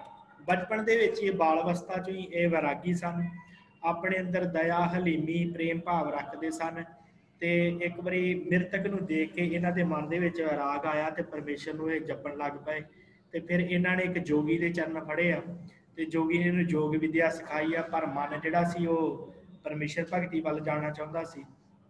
ਜੋਗੀ ਕੋਲੋਂ ਯੋਗ ਭਗਤੀ ਸਿੱਖੀ ਆ ਪਰ ਗੱਲ ਨਹੀਂ ਬਣੀ। ਫਿਰ ਉਸ ਤੋਂ ਬਾਅਦ ਇਹਨਾਂ ਨੇ ਜਿਹੜੇ ਕਰਮਕਾਂਡ ਸਨ ਬ੍ਰਾਹਮਣ ਲੋਕਾਂ ਦੇ ਉਹ ਛੱਡ ਦਿੱਤੇ ਆ ਤੇ ਉਹ ਜਿਹੜੇ ਬ੍ਰਾਹਮਣ ਕਰਮਕਾਂਡ ਕਰਦੇ ਸਨ ਉਹਨਾਂ ਦੇ ਤੇ ਇਹਨਾਂ ਨੇ ਤਿੱਖੀ ਚੋਟ ਮਾਰੀ ਆ। ਉਹਨਾਂ ਨੂੰ ਕਿਹਾ ਕਿ ਤੁਸੀਂ ਭਟਕ ਰਹੇ ਹੋ, ਕਿਸੇ ਸਿੱਧੇ ਪਾਸੇ ਪਰਮੇਸ਼ਰ ਦੀ ਭਗਤੀ ਕਰੋ। ਤੇ ਇਹ ਵੀ ਮੰਨਿਆ ਜਾਂਦਾ ਹੈ ਜੋ ਭਾਈ ਗੁਰਦਾਸ ਜੀ ਨੇ ਆਪਣੀ ਵਾਰ ਦੇ ਵਿੱਚ ਲਿਖਿਆ ਕਿ ਇਹ ਇਕਾਂਤ ਵਿੱਚ ਬੈਠ ਕੇ ਭਗਤੀ ਕਰਿਆ ਕਰਦੇ ਸਨ। ਤੇ ਜਦੋਂ ਘਰ ਜਾਇਆ ਕਰਨਾ ਤੇ ਘਰ ਜਾ ਕੇ ਇਹਨਾਂ ਨੇ ਆਪਣੀ ਪਤਨੀ ਨੂੰ ਕਹਿਣਾ, ਪਤਨੀ ਨੇ ਪੁੱਛਣਾ ਕਿੱਥੋਂ ਆਏ ਹੋ, ਤੇ ਇਹਨਾਂ ਕਹਿਣਾ ਕਿ ਮੈਂ ਰਾਜੇ ਦੇ ਦਰਬਾਰ ਦੇ ਵਿੱਚ ਕਥਾ ਕਰਨ ਜਾਣਾ ਤੇ ਰਾਜੇ ਦੇ ਦਰਬਾਰ 'ਚ ਕਥਾ ਕਰਨ ਕੇ ਤੇ ਫਿਰ ਆਉਣਾ ਵਾ, ਤਾਂ ਕਰਕੇ ਮੈਂ ਜਿਹੜਾ ਮੈਨੂੰ ਲੇਟ ਹੋ ਜਾਣਾ। ਤੇ ਜਦ ਪਤਨੀ ਨੇ ਕਹਿਣਾ ਕਿ ਜੇ ਰਾਜੇ ਦੇ ਦਰਬਾਰ 'ਚ ਕਥਾ ਕਰਦੇ ਹੋ ਤੇ ਕੁਝ ਖਾਣ ਨੂੰ ਕਿਉਂ ਨਹੀਂ ਲੈ ਕੇ ਆਉਂਦੇ, ਘਰ 'ਚ ਨਿਆਣੇ ਭੁੱਖੇ ਮਰਨ ਦੇ, ਤੁਸੀਂ ਕੁਝ ਖਾਣ ਪੀਣ ਨੂੰ ਵੀ ਲੈ ਕੇ ਆਇਆ ਕਰੋ। ਉਸ ਸਮੇਂ ਫਿਰ ਇਹਨਾਂ ਨੇ ਕਿਹਾ ਕਿ ਕੋਈ ਨਹੀਂ, ਆਲ ਮਟੋਲਾ ਲਾਈ ਰੱਖਣਾ, ਕੋਈ ਨਹੀਂ ਮੈਂ ਲੈ ਕੇ ਆਵਾਂਗਾ। ਇਸ ਤਰ੍ਹਾਂ ਜਿਹੜਾ ਸਮਾਂ ਬੀਤਦਾ ਗਿਆ। ਫਿਰ ਪਰਮੇਸ਼ਰ ਨੇ ਇੱਕ ਦਿਨ ਚਮਤਕਾਰ ਵਿਖਾਇਆ ਕਿ ਉਹ ਰਾਜੇ ਦਾ ਰੂਪ ਧਾਰਨ ਕਰਕੇ ਅਕਾਲ ਪੁਰਖ ਇਹਨਾਂ ਦੇ ਘਰ ਸਾਰੀਆਂ ਵਸਤੂਆਂ ਦੇ ਗਏ, ਕਿਉਂਕਿ ਪਰਮੇਸ਼ਰ ਦੀ ਭਗਤੀ 'ਚ ਰੰਗੇ ਹੋਏ ਸਨ। ਇਸ ਕਰਕੇ ਪਰਮੇਸ਼ਰ ਨੇ ਜਿਹੜੀ ਦਇਆ ਕੀਤੀ, ਇਹਨਾਂ ਦੇ ਘਰ ਸਾਰੀਆਂ ਵਸਤੂਆਂ ਜਿਹੜੀਆਂ ਭੇਜ ਦਿੱਤੀਆਂ। ਆਪ ਚੱਲ ਕੇ ਆਏ, ਨਾਲੇ ਇਹਨਾਂ ਦੇ ਪਰਿਵਾਰ ਨੂੰ ਦਰਸ਼ਨ ਦਿੱਤੇ ਰਾਜੇ ਦੇ ਰੂਪ ਦੇ ਵਿੱਚ, ਤੇ ਨਾਲੇ ਇਹਨਾਂ ਨੂੰ ਜਿਹੜਾ ਸੀ ਉਹ ਭਗਤ ਬੇਣੀ ਨੂੰ ਦਰਸ਼ਨ ਦਿੱਤੇ। ਤੇ ਉਹ ਕਿਵੇਂ ਪ੍ਰਸੰਗ ਜਿਹੜਾ ਭਾਈ ਗੁਰਦਾਸ ਜੀ ਨੇ ਲਿਖਿਆ, ਗੁਰਮੁਖ ਬੇਣੀ ਭਗਤ ਕਰ ਜਾਏ ਕਾਂਤ ਬਹਿ ਲਿਵ ਲਾਵੈ, ਕਰਮ ਕਰੇ ਅਧਿਆਤਮੀ ਹੋਰ ਸ ਕਿਸੇ ਦਾ ਅਲਖ ਲਿਖਾਵੈ। ਘਰ ਆਇਆ ਜਾਂ ਪੁੱਛੀਐ ਰਾਜ ਦੁਆਰ ਗਿਆ ਅਲਾਵੈ, ਘਰ ਆਉਂਦੇ ਨੂੰ ਘਰ ਦੀ ਪੁੱਛਦੀ ਹੈ ਤੇ ਕਹਿੰਦਾ ਮੈਂ ਰਾਜ ਦੁਆਰੇ ਕਥਾ ਕਰਨ ਗਿਆ ਸੀ। ਘਰ ਸਭ ਵਸਤੂ ਮੰਗੀਆਂ ਵੱਲ ਛਲ ਕਰਕੇ ਝੱਥ ਲੰਘਾਵੇ, ਜਦੋਂ ਕਹਿੰਦੀ ਆ ਵੀ ਘਰ 'ਚ ਵਸਤੂਆਂ ਖਤਮ ਹੋਈਆਂ, ਕੁਝ ਨਾ ਕੁਝ ਲੈ ਆਇਆ ਕਰ, ਤੇ ਇਹ ਵੱਲ ਛਲ ਕਰਕੇ ਉਹਨਾਂ ਨੂੰ ਟਾਈਮ ਟਪਾਈ ਜਾਂਦੇ ਆ। ਵੱਡਾ ਸਾਂਗ ਵਰਤਦਾ ਉਹ ਇੱਕ ਮਨ ਪਰਮੇਸ਼ਰ ਧਿਆਵੇ। ਇੱਕ ਦਿਨ ਵੱਡਾ ਹੀ ਕੋਈ ਵਰਤਾਰਾ ਵਰਤਿਆ ਕਿ ਪਰਮੇਸ਼ਰ ਜਿਹੜਾ ਆਪ ਇਹਨਾਂ ਦੇ ਘਰ ਚੱਲ ਕੇ ਆਇਆ। ਪੈਜ ਸਵਾਰੇ ਭਗਤ ਦੀ ਰਾਜਾ ਹੋਈ ਕੇ ਘਰ ਚੱਲ ਆਵੇ। ਪਰਮੇਸ਼ਰ ਆਪ ਰਾਜਾ ਬਣ ਕੇ ਇਹਨਾਂ ਦੇ ਘਰ ਆਇਆ ਹੈ ਤੇ ਦਰਸ਼ਨ ਦਿੱਤੇ ਆ। ਦੇ ਦਿਲਾਸਾ ਤੁਸ ਕਹਿ ਅਣ ਗਣੜੀ ਖਰਚੀ ਪਹੁੰਚਾਏ, ਤੇ ਸਾਰਾ ਕੁਝ ਲਿਆ ਕੇ ਦਿਲਾਸਾ ਦੇ ਕੇ ਭਗਤ ਨੇ ਦਿੱਤਾ। ਆਥੋਂ ਆਇਆ ਭਗਤ ਪਾਸ ਦਇਆਲ ਹੇਤ ਉਪਜਾ ਹੋਏ, ਦਇਆਲ ਹੇਤ ਉਪਜਾਵੇ। ਤੇ ਫਿਰ ਭਗਤ ਜੀ ਜਦੋਂ ਪਰਮੇਸ਼ਰ ਦੀ ਜਿਸ ਜਗ੍ਹਾ ਤੇ ਉੱਥੇ ਭਗਤੀ ਕਰਦੇ ਸੀ ਉੱਥੇ ਪਹੁੰਚ ਕੇ ਆਣ ਕੇ ਤੇ ਨਾਲੇ ਦਰਸ਼ਨ ਦਿੱਤੇ ਆ ਤੇ ਨਾਲੇ ਕਿਹਾ ਕਿ ਤੂੰ ਮੇਰਾ ਬਹੁਤ ਵੱਡਾ ਭਗਤ ਹੈ, ਭਗਤ ਜਨਾਂ ਜੈਕਾਰ ਕਰਾਵੇ। ਇਸ ਤਰ੍ਹਾਂ ਭਾਈ ਗੁਰਦਾਸ ਜੀ ਕਹਿੰਦੇ ਆ ਕਿ ਭਗਤ ਜਨਾਂ ਦਾ ਜਿਹੜਾ ਹੈ ਜੈਕਾਰ ਪਰਮੇਸ਼ਰ ਆਪ ਕਰਾਉਂਦਾ ਜਗਤ ਦੇ ਵਿੱਚ। ਸੋ ਕੀ ਨੇ ਇਹਨਾਂ ਨੇ, ਜਿਵੇਂ ਆਪਾਂ ਗੱਲ ਕੀਤੀ ਕਿ ਜੋਗ ਮਤ ਦੇ ਨਾਲ ਵਾਹਵਾ ਸੰਬੰਧ ਰੱਖਦੇ ਸਨ, ਤੇ ਜੋਗ ਮਤ ਦੀਆਂ ਉਦਾਹਰਨਾਂ ਵੀ ਇਹਨਾਂ ਨੇ ਆਪਣੀ ਬਾਣੀ 'ਚ ਲਈਆਂ। ਏੜਾ ਪਿੰਗਲਾ ਔਰ ਸੁਖਮਨਾ ਤੀਨ ਬਸੇ ਇੱਕ ਠਾਈ, ਬੇੜੀ ਸੰਗਮ ਤੇ ਪਰਾਗ ਮਨ ਸਮਝ ਕਰੇ ਤਿਥਾਈ। ਇਸ ਤਰ੍ਹਾਂ ਕਰਕੇ ਹੋਰ ਵੀ ਇਹਨਾਂ ਨੇ ਗੱਲਾਂ ਦੱਸੀਆਂ ਕਿ ਉਪਜੈ ਗਿਆਨ ਦੁਰਮਤ ਸੀਜੈ, ਅੰਮ੍ਰਿਤ ਰਸ ਨਿਰੰਤਰ ਪੀਜੈ, ਏਕ ਕਲਾ ਜੋ ਜਾਣੇ ਭਿਓ ਤਿਸੈ ਤਾਸ ਪਰਮ ਗੁਰਦੇਵ। ਦਸਮ ਦੁਆਰੇ ਦੀ ਗੱਲ ਵੀ ਕੀਤੀ ਹੈ। ਦਸਮ ਦੁਆਰਾ ਅਗਮ ਅਪਾਰਾ ਪਰਮ ਪੁਰਖ ਕੀ ਘਾਟੀ, ਉਪਰ ਹਾਟ ਹਾਟ ਪਰ ਆੜਾ ਆੜੇ ਭੀਤਰ ਥਾਪੀ। ਇਸ ਤਰ੍ਹਾਂ ਇਹਨਾਂ ਨੇ ਆਪਣੀ ਬਾਣੀ ਦੇ ਵਿੱਚ ਇਹ ਗੱਲ ਕੀਤੀ ਆ। ਮਸਤਕ ਪਦਮ ਦੁਆਲੇ ਮਨੀ। ਸੋ ਆਪਾਂ ਕੀ ਹੈ ਇਹਨਾਂ ਦੀ ਬਾਣੀ ਉਹਦੇ ਬਾਰੇ ਵਿਚਾਰ ਕਰਕੇ ਅੱਗੇ ਚੱਲਦੇ ਹਾਂ। ਤਿੰਨ ਸ਼ਬਦ ਧੰਨ ਸ਼੍ਰੀ ਗੁਰੂ ਗ੍ਰੰਥ ਸਾਹਿਬ ਜੀ ਦੇ ਵਿੱਚ ਇਹਨਾਂ ਦੇ ਦਰਜ ਹਨ ਭਗਤ ਬੇਣੀ ਜੀ ਦੇ।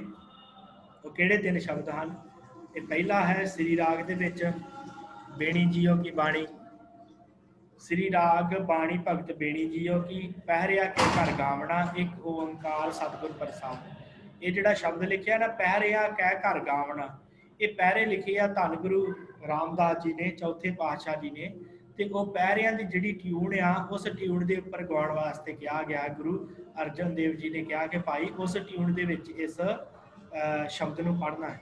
ਇਹ ਸ਼ਬਦ ਹੈ ਇੱਕ ਓੰਕਾਰ ਸਤਿਗੁਰ ਪ੍ਰਸਾਦ, ਗਰਭ रे नर गर्भ कुंडल जब आष्ट उर्द ध्यान लिव लागा, मृतक पिंड पद मद न अहनिस एक अज्ञान सुनागा, ते दिन समल कपट महादुख, अब चित अधिक पसारिया, गर्भ छोड़ मृत मंडल आया, तो नरहर मनो विसारिया, फिर पछताहेगा मूढ़िया, तू कवन कुमत भ्रम लागा, चेत राम नाहि जमपुर जाहेगा, मन विचरै अनराधा रहाओ।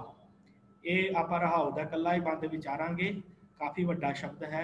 ਕਹਿੰਦੇ ਕਿ ਫਿਰ ਪਛਤਾਵੇਂਗਾ ਮੂੜਿਆ, ਫਿਰ ਪਛਤਾਉਣਾ ਪਏਗਾ, ਤੂੰ ਕਵਣ ਕੁਮਤ ਭਰਮ ਲੱਗਾ, ਕਿਹੜੇ ਭਰਮਾਂ ਦੇ ਵਿੱਚ ਲੱਗਾ ਹੋਇਆ ਹੈ। ਚੇਤ ਰਾਮ, ਪਰਮੇਸ਼ਰ ਨੂੰ ਸਿਮਰ, ਨਾ ਹੀ ਜਮਪੁਰ ਜਾਹੇਗਾ, ਫਿਰ ਤੈਨੂੰ ਜਮਾਂ ਦੀ ਪੁਰੀ 'ਚ ਨਹੀਂ ਜਾਣਾ ਪਵੇਗਾ। ਜਨ ਵਿਚਰੇ ਅਨੁਰਾਗਾ, ਜੇ ਤੂੰ ਪਰਮੇਸ਼ਰ ਨੂੰ ਪਿਆਰ ਦੇ ਨਾਲ ਉਹਦੀ ਆਰਾਧਨਾ ਕਰੇ। ਜਨ ਵਿਚਰੇ ਅਨਰਾਧਾ, ਜੇ ਉਹਨੂੰ ਆਰਾਧੇਗਾ, ਜੇ ਉਹਨੂੰ ਸਿਮਰੇਗਾ। ਸੋ ਬਾਲ ਵਿਨੋਦ ਚਿੰਦ ਰਸ ਲਾਗਾ, ਖਿੰਡ ਖਿੰਡ ਮੋਹ ਵਿਆਪੈ, ਰਸ ਮਿਦ ਮੇਦ ਅੰਮ੍ਰਿਤ ਬਿਕ ਚਾਕੀ, ਤਾਂ ਪੰਚ ਪ੍ਰਗਟ ਸੰਤਾਪੇ। ਇਸ ਤਰ੍ਹਾਂ ਇਹ ਕਾਫੀ ਲੰਬਾ ਸ਼ਬਦ ਹੈ। ਥਾਕਾ ਤੇ ਜੂਡੀਆ ਮਨ ਪੰਖੀ, ਘਰ ਆਂਗਨ ਨਾ ਸੁਖਾਈ, ਬੇਣੀ ਕਹਿ ਸੁਨੋ ਰੇ ਭਗਤੋ, ਮਰਨ ਮੁਕਤ ਕਿਨ ਪਾਈ। ਕਹਿੰਦੇ ਮਰਨ ਤੋਂ ਮੁਕਤੀ ਕਿੰਨੇ ਪਾਈ ਆ, ਜਿਉਂਦਿਆਂ ਜੀਵ ਮੁਕਤ ਹੋਣਾ ਹੈ। ਜੋ ਗੁਰਮਤ ਦਾ ਸਿਧਾਂਤ ਹੈ ਕਿ ਜਿਉਂਦਿਆਂ ਮੁਕਤੀ, ਜੀਵਨ ਮੁਕਤ ਕਹਾਉਣਾ ਹੈ ਆਪਾਂ। ਇਹ ਗੱਲ ਇਹਨਾਂ ਦੀ ਬਾਣੀ 'ਚੋਂ ਪ੍ਰਤੱਖ ਦਿਖਦੀ ਆ ਕਿ ਮਰਨ ਤੋਂ ਬਾਅਦ ਮੁਕਤੀ ਕਿੰਨੇ ਪਾਈ ਆ, ਜਿਉਂਦਿਆਂ ਜੀ ਭਗਤ ਕਰਕੇ ਮੁਕਤੀ ਮਨੁੱਖ ਪ੍ਰਾਪਤ ਕਰ ਸਕਦਾ ਜੇ ਗੁਰੂ ਦੀ ਸ਼ਰਨ ਦੇ ਵਿੱਚ ਜਾਵੇ। ਅਗਲਾ ਸ਼ਬਦ ਹੈ ਰਾਮਕਲੀ ਰਾਗ ਦੇ ਵਿੱਚ। ਇਹਦੇ ਵਿੱਚ ਜੋਗ ਮਾਤੇ ਗੱਲਾਂ ਵੀ ਕੀਤੀਆਂ। रामकली बाणी बेणी जियो की, एक ओंकार सतगुर प्रसाद, ईड़ा पिंगला और सुखमना तीन वसे एक ठाई। ये तीन नाड़ियां हैं, ईड़ा पिंगला सुखमना, जिन्होंने जोग मत के नाल जिहड़ा आ उन्हें सोध के ते परमेश्वर जिहड़ा 10वां द्वार खोलदे आ जोगी, उहदी गल कीती आ।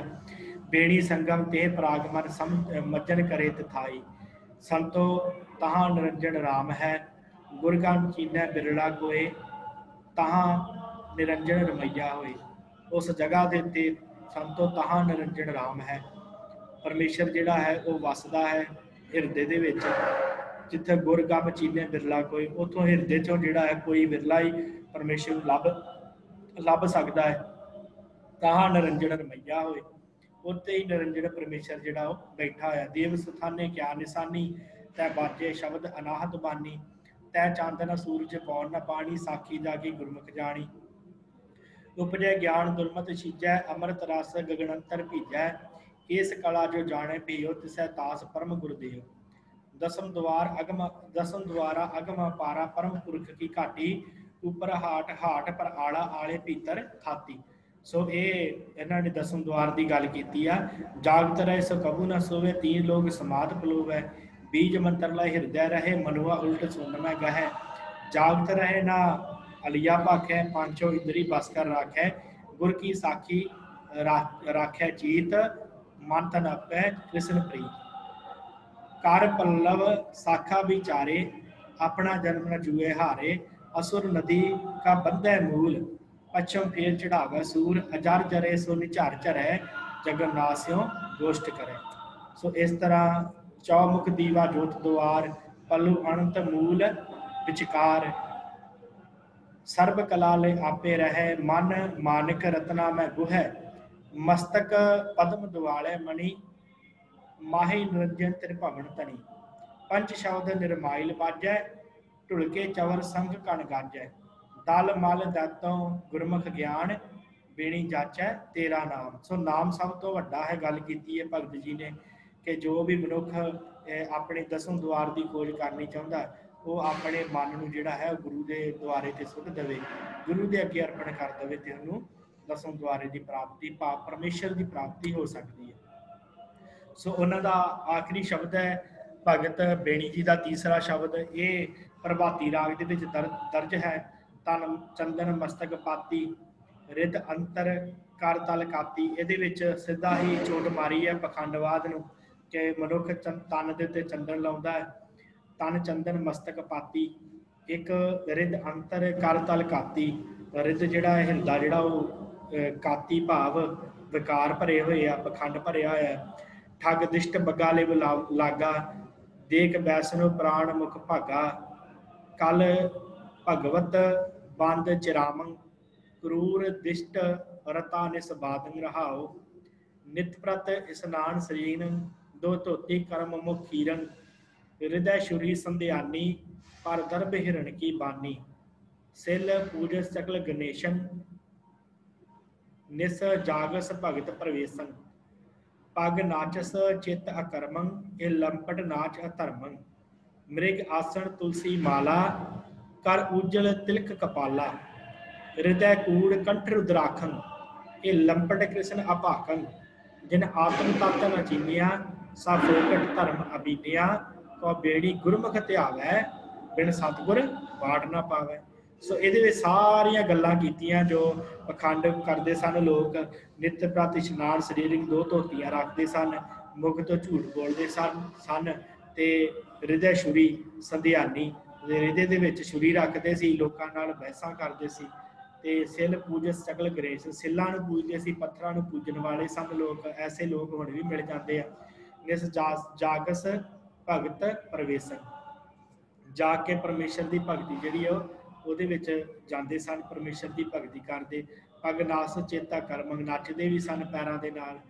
ਤੇ ਇਸ ਤਰ੍ਹਾਂ ਸਾਰੇ ਜਿੰਨੇ ਵੀ ਉਸ ਸਮੇਂ ਦੇ ਜਿਹੜੇ ਧਰਮ ਦੇ ਲੋਕ ਸਨ, ਉਹਨਾਂ ਦੇ ਉੱਤੇ ਸਿੱਧੀ ਚੋਟ ਮਾਰੀ ਆ ਭਗਤ ਬੇਣੀ ਜੀ ਨੇ।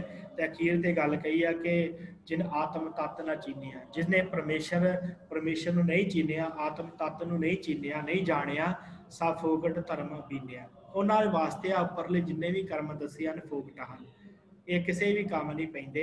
ਕਹੋ ਬੇੜੀ ਗੁਰਮੁਖ ਧਿਆਵੈ, ਕਹਿੰਦੇ ਆ ਕਿ ਮੈਂ ਬੇੜੀ ਨੇ ਗੁਰਮੁਖ ਹੋ ਕਰਕੇ ਪਰਮੇਸ਼ਰ ਨੂੰ ਧਿਆਇਆ ਹੈ, ਗੁਰੂ ਵੱਲ ਮੁੱਖ ਕਰਕੇ ਪਰਮੇਸ਼ਰ ਨੂੰ ਧਿਆਇਆ ਹੈ। ਬਿਨ ਸਤਿਗੁਰ ਬਾਟ ਨਾ ਪਾਵੇ, ਬਿਨਾਂ ਸਤਿਗੁਰੂ ਤੋਂ ਮਨੁੱਖ ਰਸਤਾ ਨਹੀਂ ਪਾ ਸਕਦਾ। ਬਾਟ ਦਾ ਅਰਥ ਰਸਤਾ, ਗੁਰੂ ਤੋਂ ਬਿਨਾਂ ਮਨੁੱਖ ਨੂੰ ਰਸਤਾ ਪ੍ਰਾਪਤ ਨਹੀਂ ਹੁੰਦਾ। ਸੋ ਇਸ ਤਰ੍ਹਾਂ ਇਹਨਾਂ ਤਿੰਨਾਂ ਸ਼ਬਦਾਂ ਦੇ ਅੰਦਰ ਜਿੱਥੇ ਭਗਤ ਬੇਣੀ ਜੀ ਨੇ ਗੱਲ ਕੀਤੀ ਹੈ ਕਿ ਭਾਈ ਤੇਰੇ ਜੀਵਨ ਦਾ ਮਨੋਰਥ ਕੀ ਹੈ, ਜੇ ਤੂੰ ਪਰਮੇਸ਼ਰ ਨੂੰ ਪਾਉਣਾ ਚਾਹਣਾ ਤੇ ਆਪਣੇ ਗੁਰੂ ਦੇ ਅੱਗੇ ਗੁਰਮੁਖ ਹੋ ਜਾ ਤੇ ਗੁਰੂ ਨੂੰ ਆਪਣਾ ਆਪਾ ਸਮਰਪਣ ਕਰ ਦੇ, ਤੇ ਤੈਨੂੰ ਦਸਮ ਦੁਆਰੇ ਦੀ ਵੀ ਪ੍ਰਾਪਤੀ ਹੋ ਜਾਵੇਗੀ ਤੇ ਤੈਨੂੰ ਹਰ ਚੀਜ਼ ਪ੍ਰਾਪਤ ਹੋ ਜਾਏਗੀ। ਤੈਨੂੰ ਵਿਸ਼ੇਸ਼ ਤੌਰ ਦੇ ਉੱਤੇ ਕਰਮ ਕਾਂਡ ਕਰਨ ਦੀ ਜਿਹੜੀ ਆ ਉਹ ਲੋੜ ਨਹੀਂ ਹੈ। ਸੋ ਇਹ ਤਿੰਨ ਸ਼ਬਦ ਭਗਤ ਬੇਣੀ ਜੀ ਦੇ ਧੰਨ ਸ਼੍ਰੀ ਗੁਰੂ ਗ੍ਰੰਥ ਸਾਹਿਬ ਜੀ ਦੇ ਵਿੱਚ ਦਰਜ ਹਨ।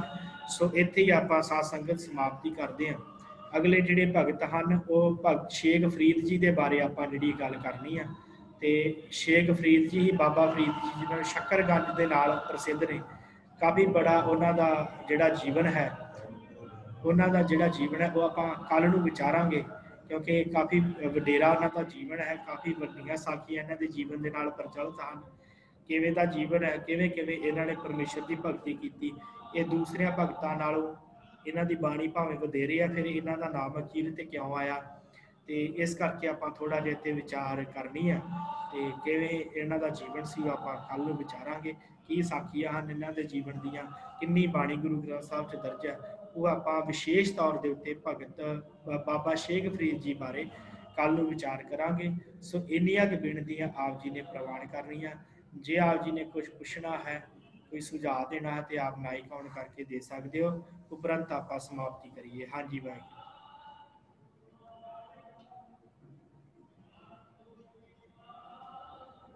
ਵਾਹਿਗੁਰੂ। ਠੀਕ ਹੈ ਸਾਧ ਸੰਗਤ, ਆਪ ਸਭ ਸੰਗਤ ਦਾ ਬਹੁਤ ਬਹੁਤ ਧੰਨਵਾਦ।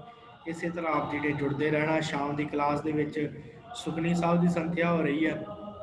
ਦਿਨ ਵੇਲੇ ਆਪਾਂ ਧੰਨ ਸ਼੍ਰੀ ਗੁਰੂ ਗ੍ਰੰਥ ਸਾਹਿਬ ਜੀ ਦੇ ਬਾਰੇ ਜਾਣਕਾਰੀ ਜਿਹੜੀ ਆ ਸਾਂਝੀ ਕਰ ਰਹੇ ਹਾਂ। ਇੰਨੀਆਂ ਕੁ ਬੇਨਤੀਆਂ ਪ੍ਰਵਾਨ ਕਰਨੀਆਂ। ਬੁਲਾਓ ਫਤਿਹ।